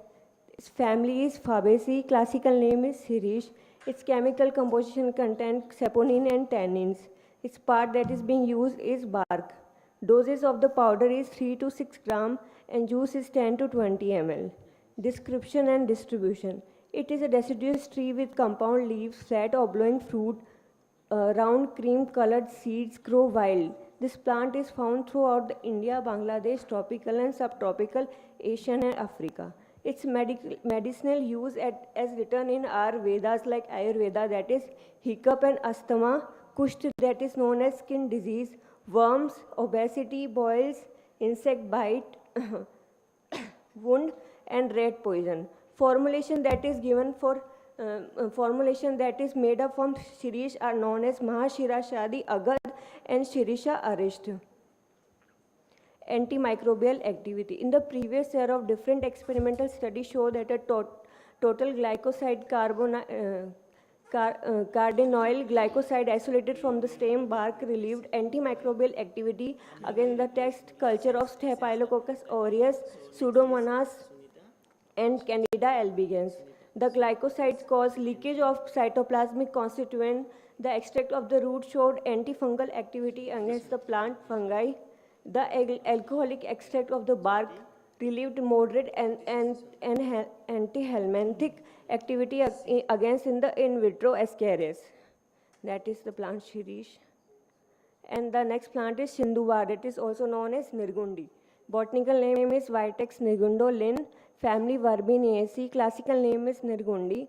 Chemical composition in organic acid, malic acid, traces of alkaloid and essential oil. Part use is leaf, root, seeds and flower. Doses that can be given as written in the classical Ayurveda Samhita, that is juice can be given as 10 to 20 ml and bark powder can be given as 3 to 6 gram. Description and distribution. A bushy shrub or small tree about 10 to 20 feet tall, bark thin, grayish brown, leaves palmildy compound with 3 to 5 foliate, common by river banks along roadside as hedges, plains from the coast to 1,000 meter. India, Himalaya, Burma, Afghanistan, China and Indochina, Sri Lanka are the common countries that can be found Sindhuvar. Medicinal uses as written in our Veda can be used in cough and asthma, worms, sinus, vati vyadi, that is also can be related with nervous irritation, purpural disorder, fever and poison. Formulations like Nirgundi Telam, Nirgundi Swaras and Nirgundi Kalp can be found in market products. It's antibiotic. Dr. Chaudhary, can you conclude in 1 minute? Sir, the antibacterial effect of the 3 drugs is to be studied in the near future so that the available herbal antibiotics can be given on the basis of experimental ground, as these drugs are mentioned in Ayurveda as a potent antibacterial drugs. Yes. Thank you.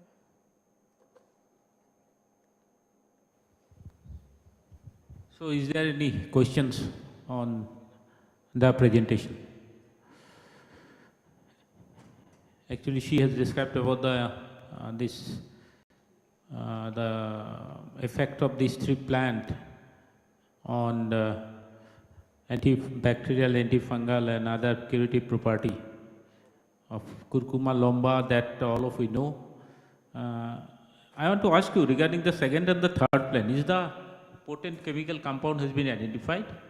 Yes, sir. The previous study work have been done on their antibacterial activities. Now, what is the potent molecule responsible for this effect? Sir, for series that is saponin and tannin. Saponin and tannins. Saponin is a group of compound. If it is Yes, sir. specific, saponin, you say flavonoid, they are group of compound. Is there any specific compound that has been identified? Or the work is still going on? I am not aware of this. Okay. Any questions from the audience?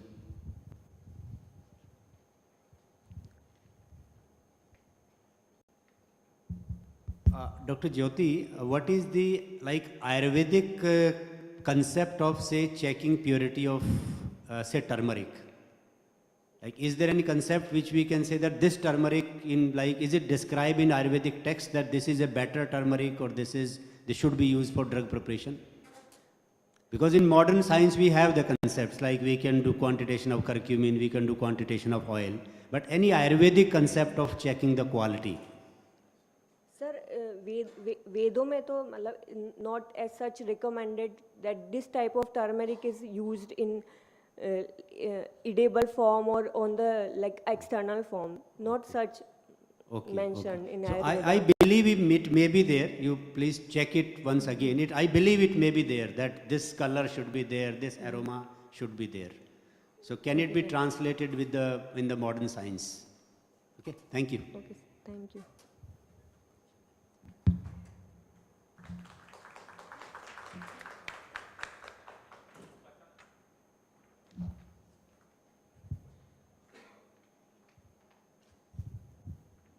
So I will invite the next speaker, Dr. Sunita Munda. She'll be speaking on elucidation of induced variations by gamma radiation and EMS on the economic traits of Symbopogon winterianus.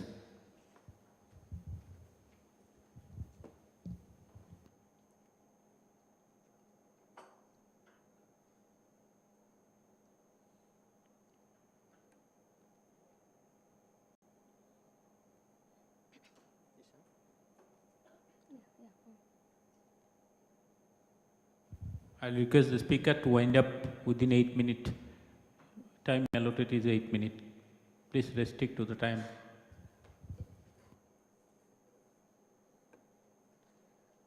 A very good afternoon to the respected chairpersons and the participants. Thank you for having me here to present my work on elucidation of induced variations by gamma radiation and EMS on the economic traits of Symbopogon winterianus joit.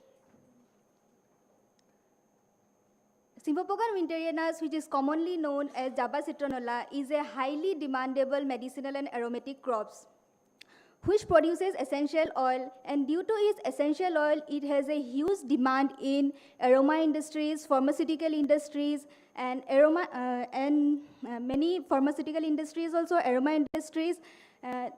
However, the demand of essential oil is still unfulfilled. Therefore, the development of the variety is the need of the hour.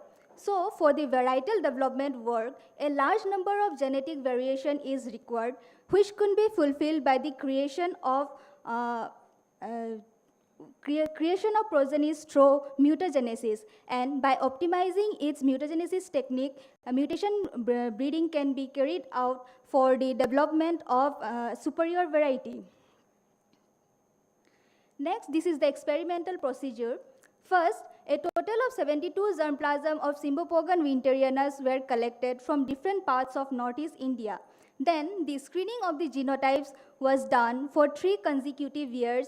Thereafter, the statistical analysis, including the stability analysis, was performed, which led to the identification of 3 best lines.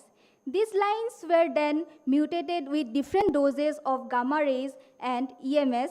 Then, the created progenies were planted in the field trial. Thereafter, The data were recorded for the morphological and chemical data till the M4 progenies, and after several statistical analyses, a total of 6 superior progenies were identified. The significant findings here clearly demonstrate that the mutants radiated with 100 gray gamma radiation showed an increased trend in plant height, leaf breadth.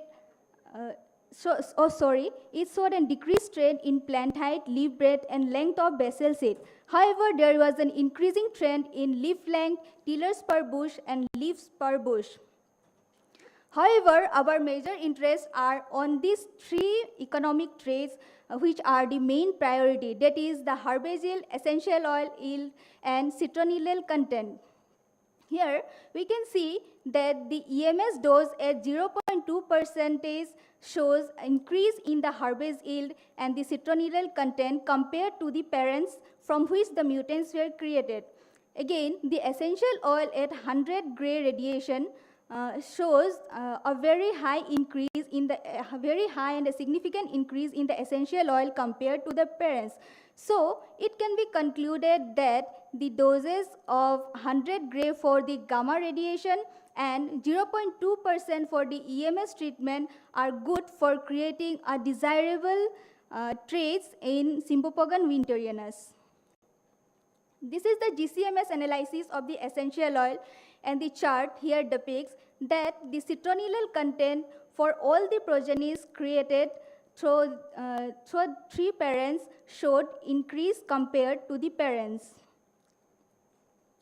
Next, further we have also evaluated the LD50 value for the gamma treatment and the EMS treatment, which averaged to 173 gray and 0.72% EMS dose respectively. Here, our interesting results are that the progeny is greater than 200 gray in the gamma rays and 0.9% EMS in chemical treatment did not survive. So conclusion and future direction. 3 superior and stable genotypes were identified through selection breeding which were used for mutation breeding. A total of 112 healthy mutant progenies were created, out of which 6 superior beneficial progenies were identified. The desirable dose for increasing the economic trait of this crop is 100 gray for the gamma radiation and 0.2% for the EMS dose. And the lethal dose for the gamma radiation was at 200 gray, and an EMS treatment at 0.9 is considered to be lethal. Further direction, the identified 6 progenies is currently undergoing multi-year and multi-location trial in different regions of Northeast India, and we hope to receive a new variety soon. The current work has been published in International Journal of Radiation Biology. Here I want to show a success story of a farmer. His name is Ranjit Kishore Barma. He won Ultra International Iconic Farmer Award for his cultivation for Java citronella, and now he is a very successful entrepreneur where he cultivates in a land of more than 50 hectares and has a 2 distillation unit to his credit. With this beautiful representation of women empowerment in cultivation of Java citronella and marketing of citronella oil, I wind up my presentation here. These are the team members, and thank you very much. Yeah, thank you, Dr. Munda, for the wonderful presentation. I have just one query regarding your project work. What motivated you to select this gamma radiation? Because there are so many different ways for the extraction. For gamma radiation? Gamma radiation. Yes, sir. Actually, we have surveyed the previous literatures, and we show there many aromatic plants were mutated with gamma rays. So we thought to try it with our crop also. That's why we went for gamma radiation. Okay. And there is no side effect of gamma radiation in the extraction. That's why we have identified the lethal dose, LD50 value for that. So beyond that, dose it is useless to use means for development of such kind of varieties. Okay, and in the economic perspective? Economy, it increases the essential oil yield, and the quality of the essential oil is of citronella plant is dependent on its citronellal content, and we found that the citronellal content has increased from through selection breeding. We identified the parents which showed above 30%, and when we did the mutation breeding, then we reached up to 53%, which is a good sign for that. Thank you. Any question from the audience? Okay.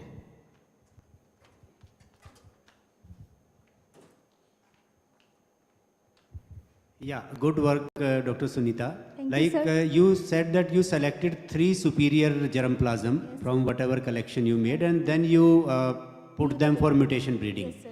Now, have you checked these 3 superior germplasm with any of the release variety of citronella? Till now we have not did. It's still under progress. Okay, no, but data for release variety is already available. You 3 superior genotype like germplasm, what you collected, data you generated. So have you compared? So actually, we have not compared. During the varietal development progress, we will do with the Czech varieties. We already have here Jorleb C5 and all. We will compare with that. But actually, in this work, we wanted to see how the gamma radiation and EMS has the effect on the plant's control. That is fine, because that is a like well standardized procedure of mutation breeding. Yes, sir. But generally, like we want to see that whether after mutation breeding, whether the traits are improving or not improving. Yes, sir. So I think you can include Czech variety somewhere there, and then you can see the difference. Yes, sir. Thank you for your suggestion. Thank you. Yes, sir. So actually, we took the control as the Czech. We compared with the control for that, and we have identified now. Oh, yes, sir. Zorleb 1 is a very standard variety, so that's what she used as a check. And she found all the components are higher than Zorleb 1, and it is statistically significant. So because she has not presented probably, but as she is associated with me, so I know the work she has done. Thank you.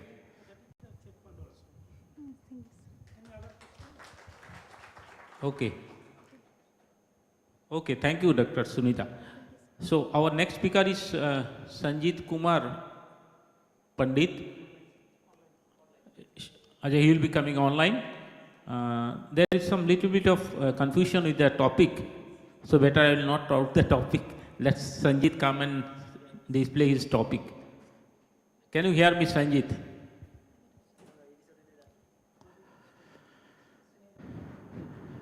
Would I be able to connect with Sanjit?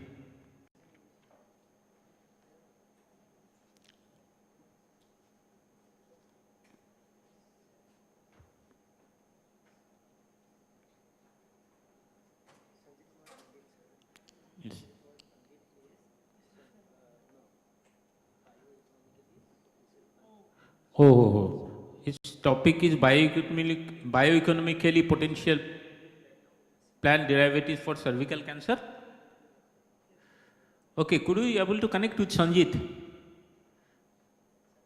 Sanjit is there? Okay.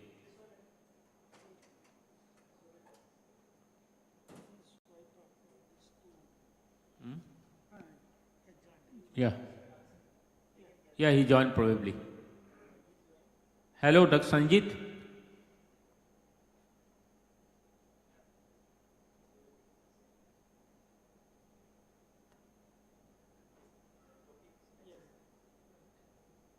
Topic is bioeconomically potential for cervical cancer. Okay, Sanjit, you can start your presentation. You will be given 8 minutes. So try to finish up within 8 minutes. Yes.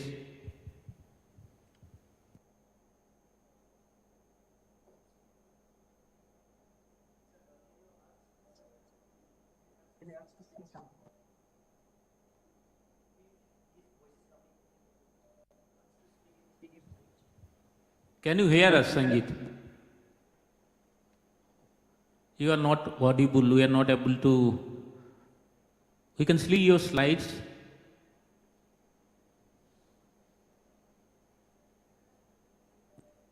Can you hear us?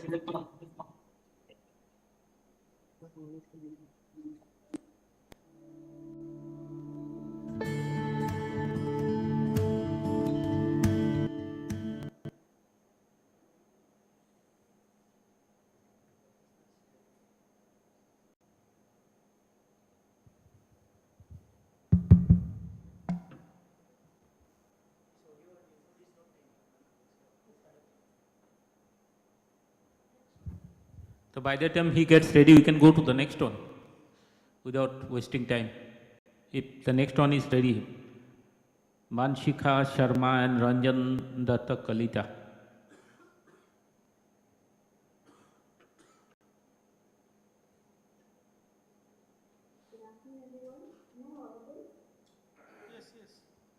Yes, are you Banshika Sharma?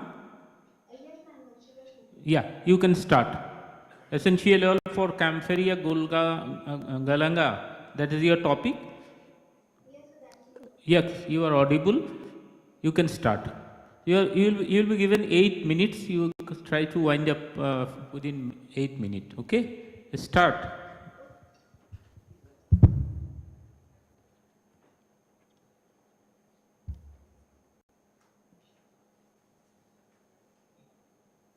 Can you share your screen?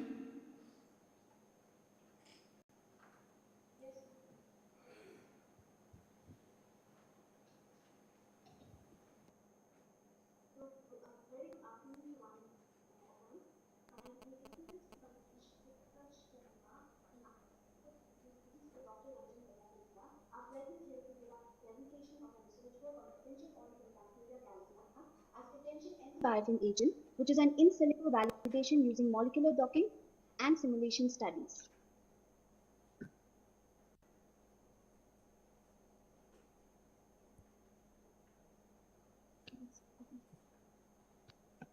So these are the overview of the topics that we'll be looking into the further slides.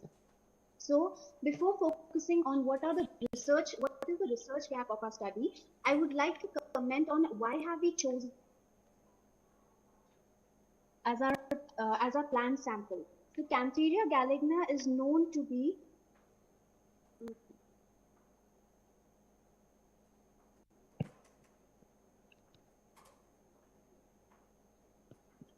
so sorry sir for the glitch.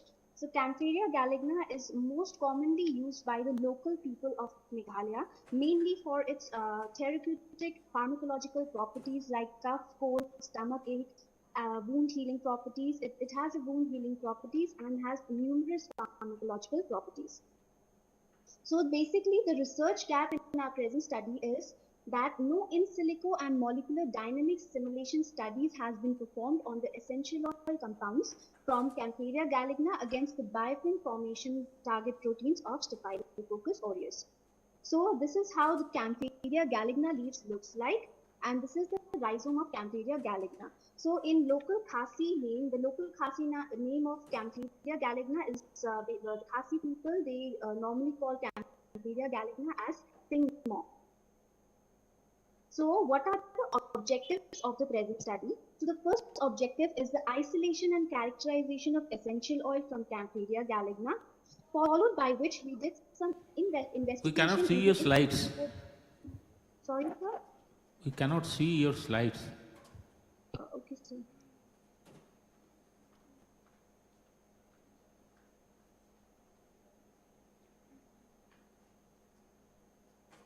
Yeah. Okay, go ahead. Now it's visible, it's fine. Please go ahead. Yes, sir. So the first objective of the study was to isolate and characterize the essential oil from Campharia galligna, followed by the second objective, that is the investigation into in silico docking and molecular dynamic simulation of the identified compounds from the essential oil. So we'll be directly going into the results and discussion part of the work that has been done, and as we'll be seeing the results of the work, we'll be also commenting on the methodology that was adapted to obtain the following results. So for the isolation of essential oil, we went for the solid extraction method, and this is how the essential oil was obtained, and the yield of the essential oil was found to be 7.56%. Then we went for the characterization of essential oil. So for characterization, GCMS analysis was carried out. And this is the picture that shows the total ion chromatogram of the Campharia galligna essential oil that was obtained after GCMS analysis. So in total, 11 compounds were identified, namely linalool, cis-verbinol citral, gamma-alanine, gamma-muroline, germaprene D, beta-humulene, caryophyllene, isocaryophyllene, aromandendrine, and alloaromandendrine oxides. So this table basically shows the compounds along with the corresponding retention time. At different retention time, these compounds were eluted. So this is all about the characterization of the essential oil. Then we went for the in silico investigation. So for in silico investigation, we went for the molecular docking study and molecular dynamic studies. So for molecular docking study, we used a software called Autodock Vina. So 11 identified compounds were docked and were looked for the best binding affinity with two target proteins, that is CRTM and SAR-A proteins. Now, what are these proteins? These proteins are basically involved for biofilm formation in Staphylococcus aureus. So out of these 11 compounds, gamma alanine and caryophyllene were known to have were basically seen to have the best binding affinity with CRTM target protein and SAR-A protein respectively. Now this picture basically depicts the binding affinity of the CRTM protein with gamma alanine and the binding affinity of SAR-A protein with caryophyllene, and these are the corresponding PDB IDs. Now further we went for the molecular dynamic and simulation studies. Molecular dynamic simulation studies was carried out using Desmond 2001 Schrödinger software. Now from molecular dynamic simulation studies, we can say that in case of 2-FNP, which is the PDB ID of SAR-A protein, when it is bound to phylline, it has shown a higher binding affinity towards the ligand. The degree of compactness is very much high, as you can see in the figure. Also, the surface area is very high, as a result of which the binding affinity and the degree of compactness is increased in case of 2-FNP bound to caryophyllene. Now, this is the graph that shows the MD simulation study of 2-ZCO, that is the PDB ID of CRTM protein, target protein, and which is bound to gamma alanine. So from this graph, we can depict that there is a good convergence and stable conformations, thereby resulting in the higher affinity of the ligand bound to the complex, as well as there is a degree of high compact orientation between the ligand and the protein. Now this table out here, it represents the binding free energy components of the complexes, both caryophyllene and gamma alanine bound to the ligand. So from this table, we can say that both the components, they have the highest binding free energy, as a result of which they are known to form the stable protein ligand complexes. Now this out here, it is basically a time series analysis of 2-FNP bound to caryophyllene and 2-ZCO bound to gamma alanine complexes, which basically exhibits the frame that are captured at different time intervals. So in case of 2-FNP bound to caryophyllene, there is at 50 nanosecond, we can see that the caryophyllene has moved at the D4 and has relaxed and has shown a better orientation at the 100 nanoseconds. However, in the case of 2-ZCO, which is bound to gamma alanine, there is a stable orientation throughout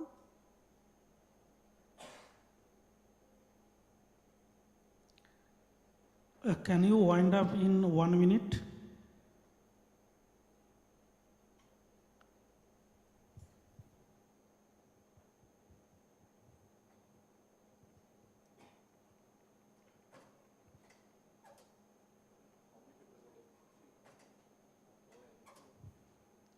I think, yeah, we lost the connectivity, I think. Yeah, can you wind up in 1 minute?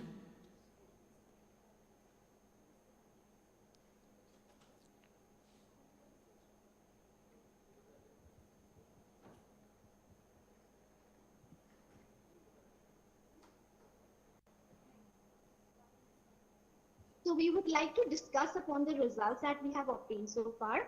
So as we have already said, in the characterization, total 11 compounds were identified, and these compounds are known to possess certain certain significant biological and pharmacological activities. In case of molecular docking, the two molecules have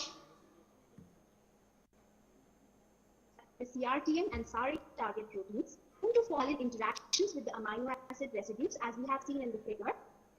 Then in case of molecular dynamic and simulation studies, we have seen that at 100 nanoseconds, there is a stable conformation, a stable protein ligand complex conformation between the complexes, karyophylline with 2FNP and gamma alanine with 2Z0. And there is certain flexibility in the structure so that it can accommodate the ligand, and degree of compactness is also very high, thereby depicting that the binding affinity between the complexes with the ligand is very much stable in nature. So we would like to conclude our work by saying that in the present work, GCMS analysis was used to characterize the essential oil from Gampharia galligna, leading to the identification of 11 compounds. These 11 compounds were further investigated for the in silico docking, which led to the identification of the finding of the most potent inhibitors of the target proteins, that is CRTM and SARA, target proteins of Staphylococcus aureus, which are mainly the reason behind the synthesis of biofilm. And amongst the 11 compounds, gamma alanine and karyophylline were found to be the best blocker molecules with the target protein CRTM and SARA. And the molecular simulation study has also demonstrated that the binding affinity Please wind up. I yes, request the speaker done, to wind up, please. Yes, sir. Can you come to Yes, your sir. concluding slide?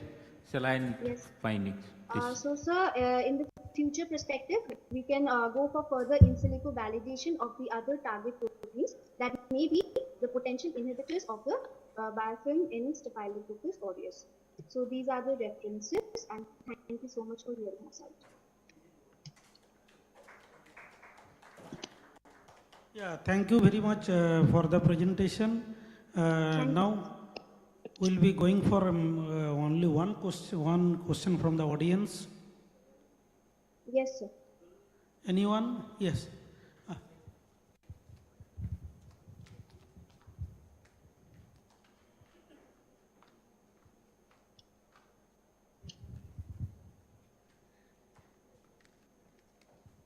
In Campharia galanga, it's just a suggestion. In Campharia galanga, the major compound is this one, P-methoxycinnamate. I think you missed that compound, which is responsible for the biological activities. Means many reports are present for this compound. I think you should include this compound also, ethyl P-methoxycinnamate. Yes, ma'am. We have gone through the literature survey regarding the plant, ma'am. And yes, paramethoxy is definitely the major component that is present in the Campharia galligna. However, we have went for the Soxid extraction of the essential oil. And upon GCMS analysis, we have come up to the, we have basically identified the 11 compounds, where the major compounds found to be were citral, urolene, and carotene. Okay. Yes, ma'am.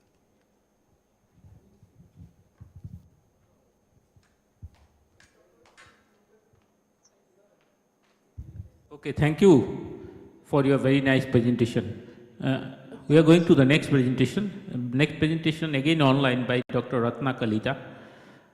She is assistant professor from Department of Biotechnology, Assam Agriculture University. CRISPR, CPF1 genome editing in Bhut Jolokia and nasal pain reliever.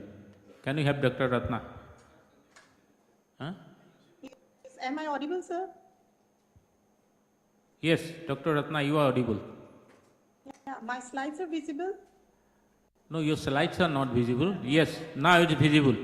Please go to the slide mode, Ratna. Yeah, fine. You are given 8 minutes. Try to wind up within 8 minutes, okay? Yeah. Okay.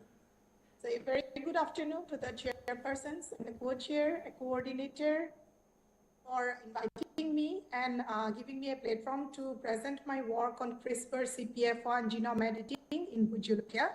It is a natural pain reliever. As we all know, the Bhut Jolokia, it is an interspecific hybrid of Capsicum sinensis and the capsicum proteins. So here you can see the different types of Butyologia which we have collected from the Upper Assam location, from Jorhat, Golaghat, Hamasora. So they are very much different. And it will not be an exaggeration to say that it is one of the most valued spice used in the northeastern cuisines. But this Butyologia is having lots of medicinal properties, like it is a natural pain reliever. Then because it produces the endorphins, the Butyologia is having the capsaicin. So the capsaicin is responsible for production of the endorphins in our brain. It acts as the muscles acts, then back acts, and spines, etc. Then it is an anti-inflammatory property. It has as well as the anti-cancerous activity. There are many reports on these properties, and hepatoprotective effect. Then it is used in asthma, then gastric culture protective activity, bactericidal, cardiovascular, antioxidant effect of capsaicin, and the anti-diabetic as well as the anti-arthritic activity. So based on the medicinal properties of this Butyologia, besides it is used as different different process like paste, pickles. It has lots of medicinal properties, and moreover in Assam it was in earlier it was only considered to grow in the state of Assam, but later on it has been growing in the neighboring states like Nagaland, Manipur, and the government of Assam is trying to boost the cultivation of Butyologia and has been sanctioned the money under the central government horticultural mission for Northeastern Fund. And the Butyologia, actually, it has been exported in many other countries like Australia, UK, USA in the form of the Butyologia paste, the smoked dried Butyologia, then pickles, and moreover, for your knowledge, actually, in 2020, the Indian government has recognized the Jorhat district of Assam as one district, one crop scheme. So there are lots of importance of Butyologia, but this important cash crop is very vulnerable to the biotic stresses, the biotic factors, and among those viral diseases are to be considered the most important in terms of productivity. And the virus which are largely affected in Butyologia are the potato virus Y, cucumber mosaic virus, groundnut bud necrosis virus, and the leaf curd virus. And in the Upper Assam region, it has been recorded that potato virus Y has the highest incidence, that is 87.5%.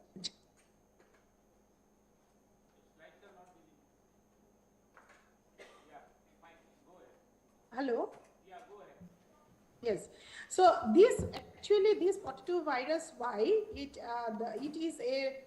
has the positive strand RNA, and this positive strand RNA is translated in the host because of the host eukaryotic translation initiation factor, and there are some isoform of the eukaryotic translation initiation factor. So here in this picture, you can see the effect of the potato virus Y in Butyologia, and we did the ELISA test, and all the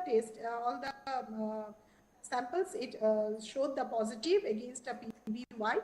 The PVY, the potivirus, the PVY actually belongs to the potivirus, and this, you can see this one is the monopartite genome of the potivirus. This actually, the genome of potivirus, it consists of two viral separator for RNA silencing. One is the helper component proteinase, and other one is the viral genome linked protein. And this viral genome linked protein is associated with the 5' region of the non-coding region in the monopartite genome of potivirus. And the interaction between the EIF40, that is eukaryotic translation initiation factor in the host, and the potivirus BPG protein is associated with the potivirus infectivity. And the abolishment of this interaction can lead to virus resistance. So as we all know, there are different strategies for this activity, but besides that, the genome marketing has recently been emerged as a promising tool to introduce the desirable trait in many eukaryotic species as well as to combat the viral attack. Therefore, we aim to develop the PVY resistance Butyologia using this genome editing technology, the CRISPR-CPF1, by disrupting the function of the recessive EIF4E in EIF4E Butyologia. So, little bit about the CRISPR-CPF1. We all know there are the CRISPR-Cas9 is very much popular in genome editing technology, but we used a CRISPR-CPF1 because the CPF1, that is C for the CRISPR, P for the Prevotula, and F for the F stands for the Franciscula. So this CPF1, it acts as the dual nuclease. One is the endonuclease to process the CRISPR RNA, and other one is the endodeoxyribonuclease to clip the target sequence and generate the double-stranded break. And the double-stranded break that it generates, it has the 5' staggered end. But in case of the Cas9, it breaks the double-stranded and it generates the blunt end, which we preferred actually. So that is why the CPF1 is more preferred than the Cas9. So for that, for genome editing, for doing the genome editing, we need a very good transformation protocol. So we optimize the transformation protocol in Butyologia using the hypocotyl. And you can see the suit regenerated from the hypocotyl. This is the root regeneration. So for that, we used a Agrobacterium strain, that is LBA4404, carrying the P-Cambia 1309 binary vector, and it is having the hygromycin and the kanamycin as the selection marker. So here you can see the GUS expression in the root, and whereas in the control you don't have, we don't find the GUS expression, and as well as in the hypocotyl we saw the GUS expression, and in the cotyledon also. So for, with this we have standardized the transformation protocol, and also we did the molecular cloning and in silico characterization of the EIF4E gene from the Butyologia.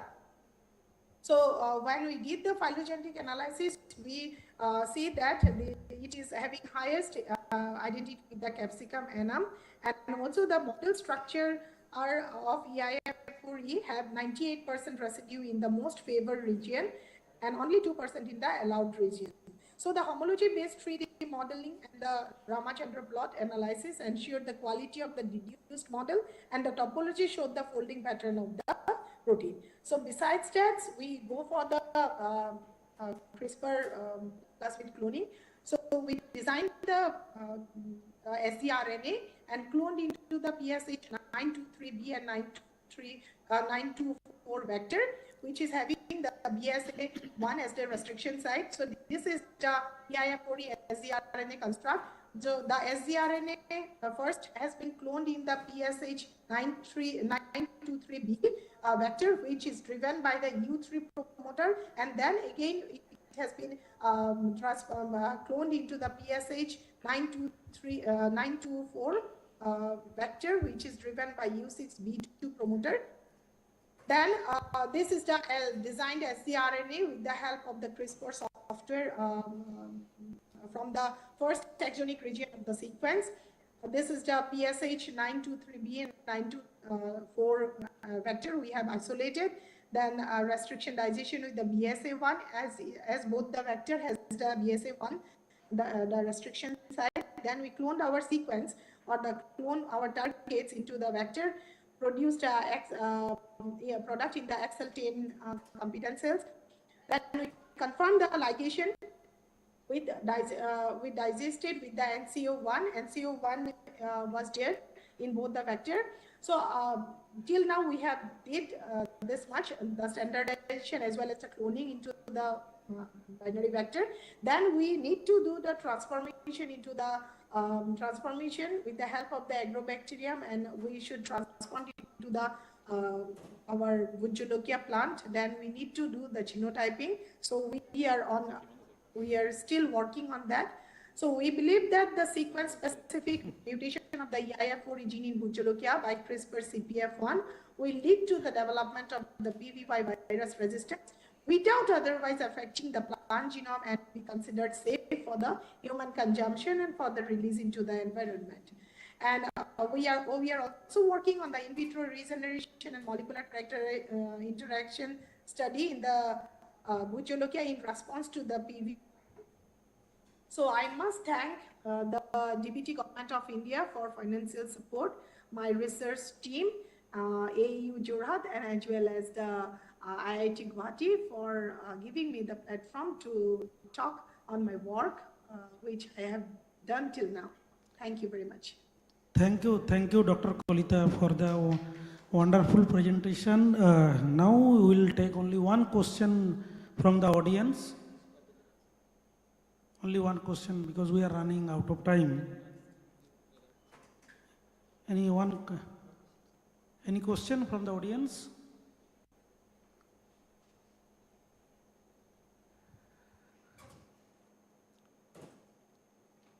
Okay, thank you, Dr. Kolita, for your presentation. Thank you very much, sir. Thank you for your nice presentation. Thank you very much. Thank you. So we had one presenter which who could not be connected before. Sanjit Kumar Pandit is available now. Can you connect?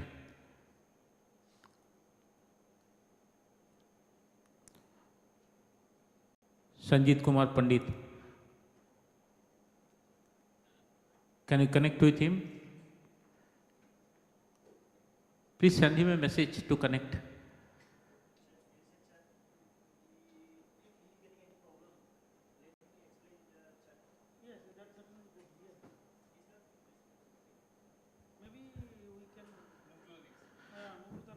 Okay, then again there is problem. We go to the next one, Panchasri Das. Are you there? Am I audible, sir? Yeah, you are audible. Please display your slide. Please present. You will give and try to finish up within 7 to 8 minutes. Okay? Okay, sir. Okay. You start. Thank you, sir. Sir, my slides are visible, sir? Yeah, your slides are visible. Start. Um, Good afternoon to all and all present here. Good afternoon to the chairperson, co-chairperson, and all the participants. I am Dr. Panchasri Das. I am currently working as an assistant professor in the Department of Biotechnology in Centurion University of Technology and Management. Today, I am going to present on the topic determination of the nutraceutical benefits of peppering. Pepper and white pepper. It provides therapeutic benefits like whoever the patient suffering from diabetes, obesity, arthritis, oral cancer, breast cancer, multiple myeloma, metabolic syndrome, hypertension, Parkinson's disease, kidney disease, or any kind of inflammatory diseases. The molecular basis of the pleiotropic activities of peppering is based on its ability to regulate multiple signaling molecules such as cell cycle proteins, anti-apoptic proteins, P-glycoprotein, cytochrome P450, multi-drug resistance protein, breast cancer resistance protein, etc. So here we are having a table that consists the different kinds of plants from the from pepper family only, which part they are having like highest piperine content. Likewise, pepper nigrum in its fruit, it contained 1.7 to 7.4% piperine. Pepper longum in its spike and root, it will be containing 5 to 9% piperine, and fruit will be containing 0.03%. For pepper chaba, the fruit will be containing 0.95 to 1.32% piperine. Pepper guineensis, the fruit will be containing 0.23% to 1.1% piperine. For pepper sarmentosum, the root will be containing 0.2% piperine, stem will be containing 1.59%, leaf will be containing 0.104, and fruit will be containing 2.75%. Within the black pepper, this piperine is the main content. This one is a nitrogenous containing alkaloid molecule, and naturally it occurs in 4 isomeric form. And that four isomeric forms are like piperine, isopiperine, chavicin, and isochavicin. However, only the piperine isomers have the pungency and biological activity compared to other three. So, in my research work, I have focused on isolation of this piperine and then finding its nutraceutical benefits. So the objectives of my studies are the getting the pharma grade piperine extract from black pepper, that means pepper nitrum, in silico analysis for the anti-cancerous property of piperine, and in vitro analysis with cancerous cell line. Here I would like to tell you, like for this particular research project, I have completed for objective 1 only, and objective 2 and 3 now I am working on it. So coming to that first objective, that one is obtaining pharma grade piperine extract from the black pepper. For this purpose, we have used supercritical carbon dioxide extraction unit of black pepper. So we have already taken the black pepper seeds. That one is from the variety Karimunda. That one is locally found in Kerala markets. So we just brought from there Karimunda variety this particular black pepper. Then we have ground the black pepper to get the fine powder. Then the fine powder we have loaded for the supercritical carbon dioxide extraction units to get the oleoresin of black pepper. For this purpose, the pressure portion we have used, that one is 150 bar pressure, and the temperature we have used 60 degrees Celsius. After getting the oleoresin, here from the oleoresin we have to isolate the piperine from the oil content. So for that purpose, we have undergone through enrichment of the piperine. And for enrichment of the piperine, it was enriched by using acetone and hexane. After after adding in the oleoresin, the acetone and hexane portion, we have actually evaporated the extra solvent by using this rota vapor. And then we have kept the flask in the minus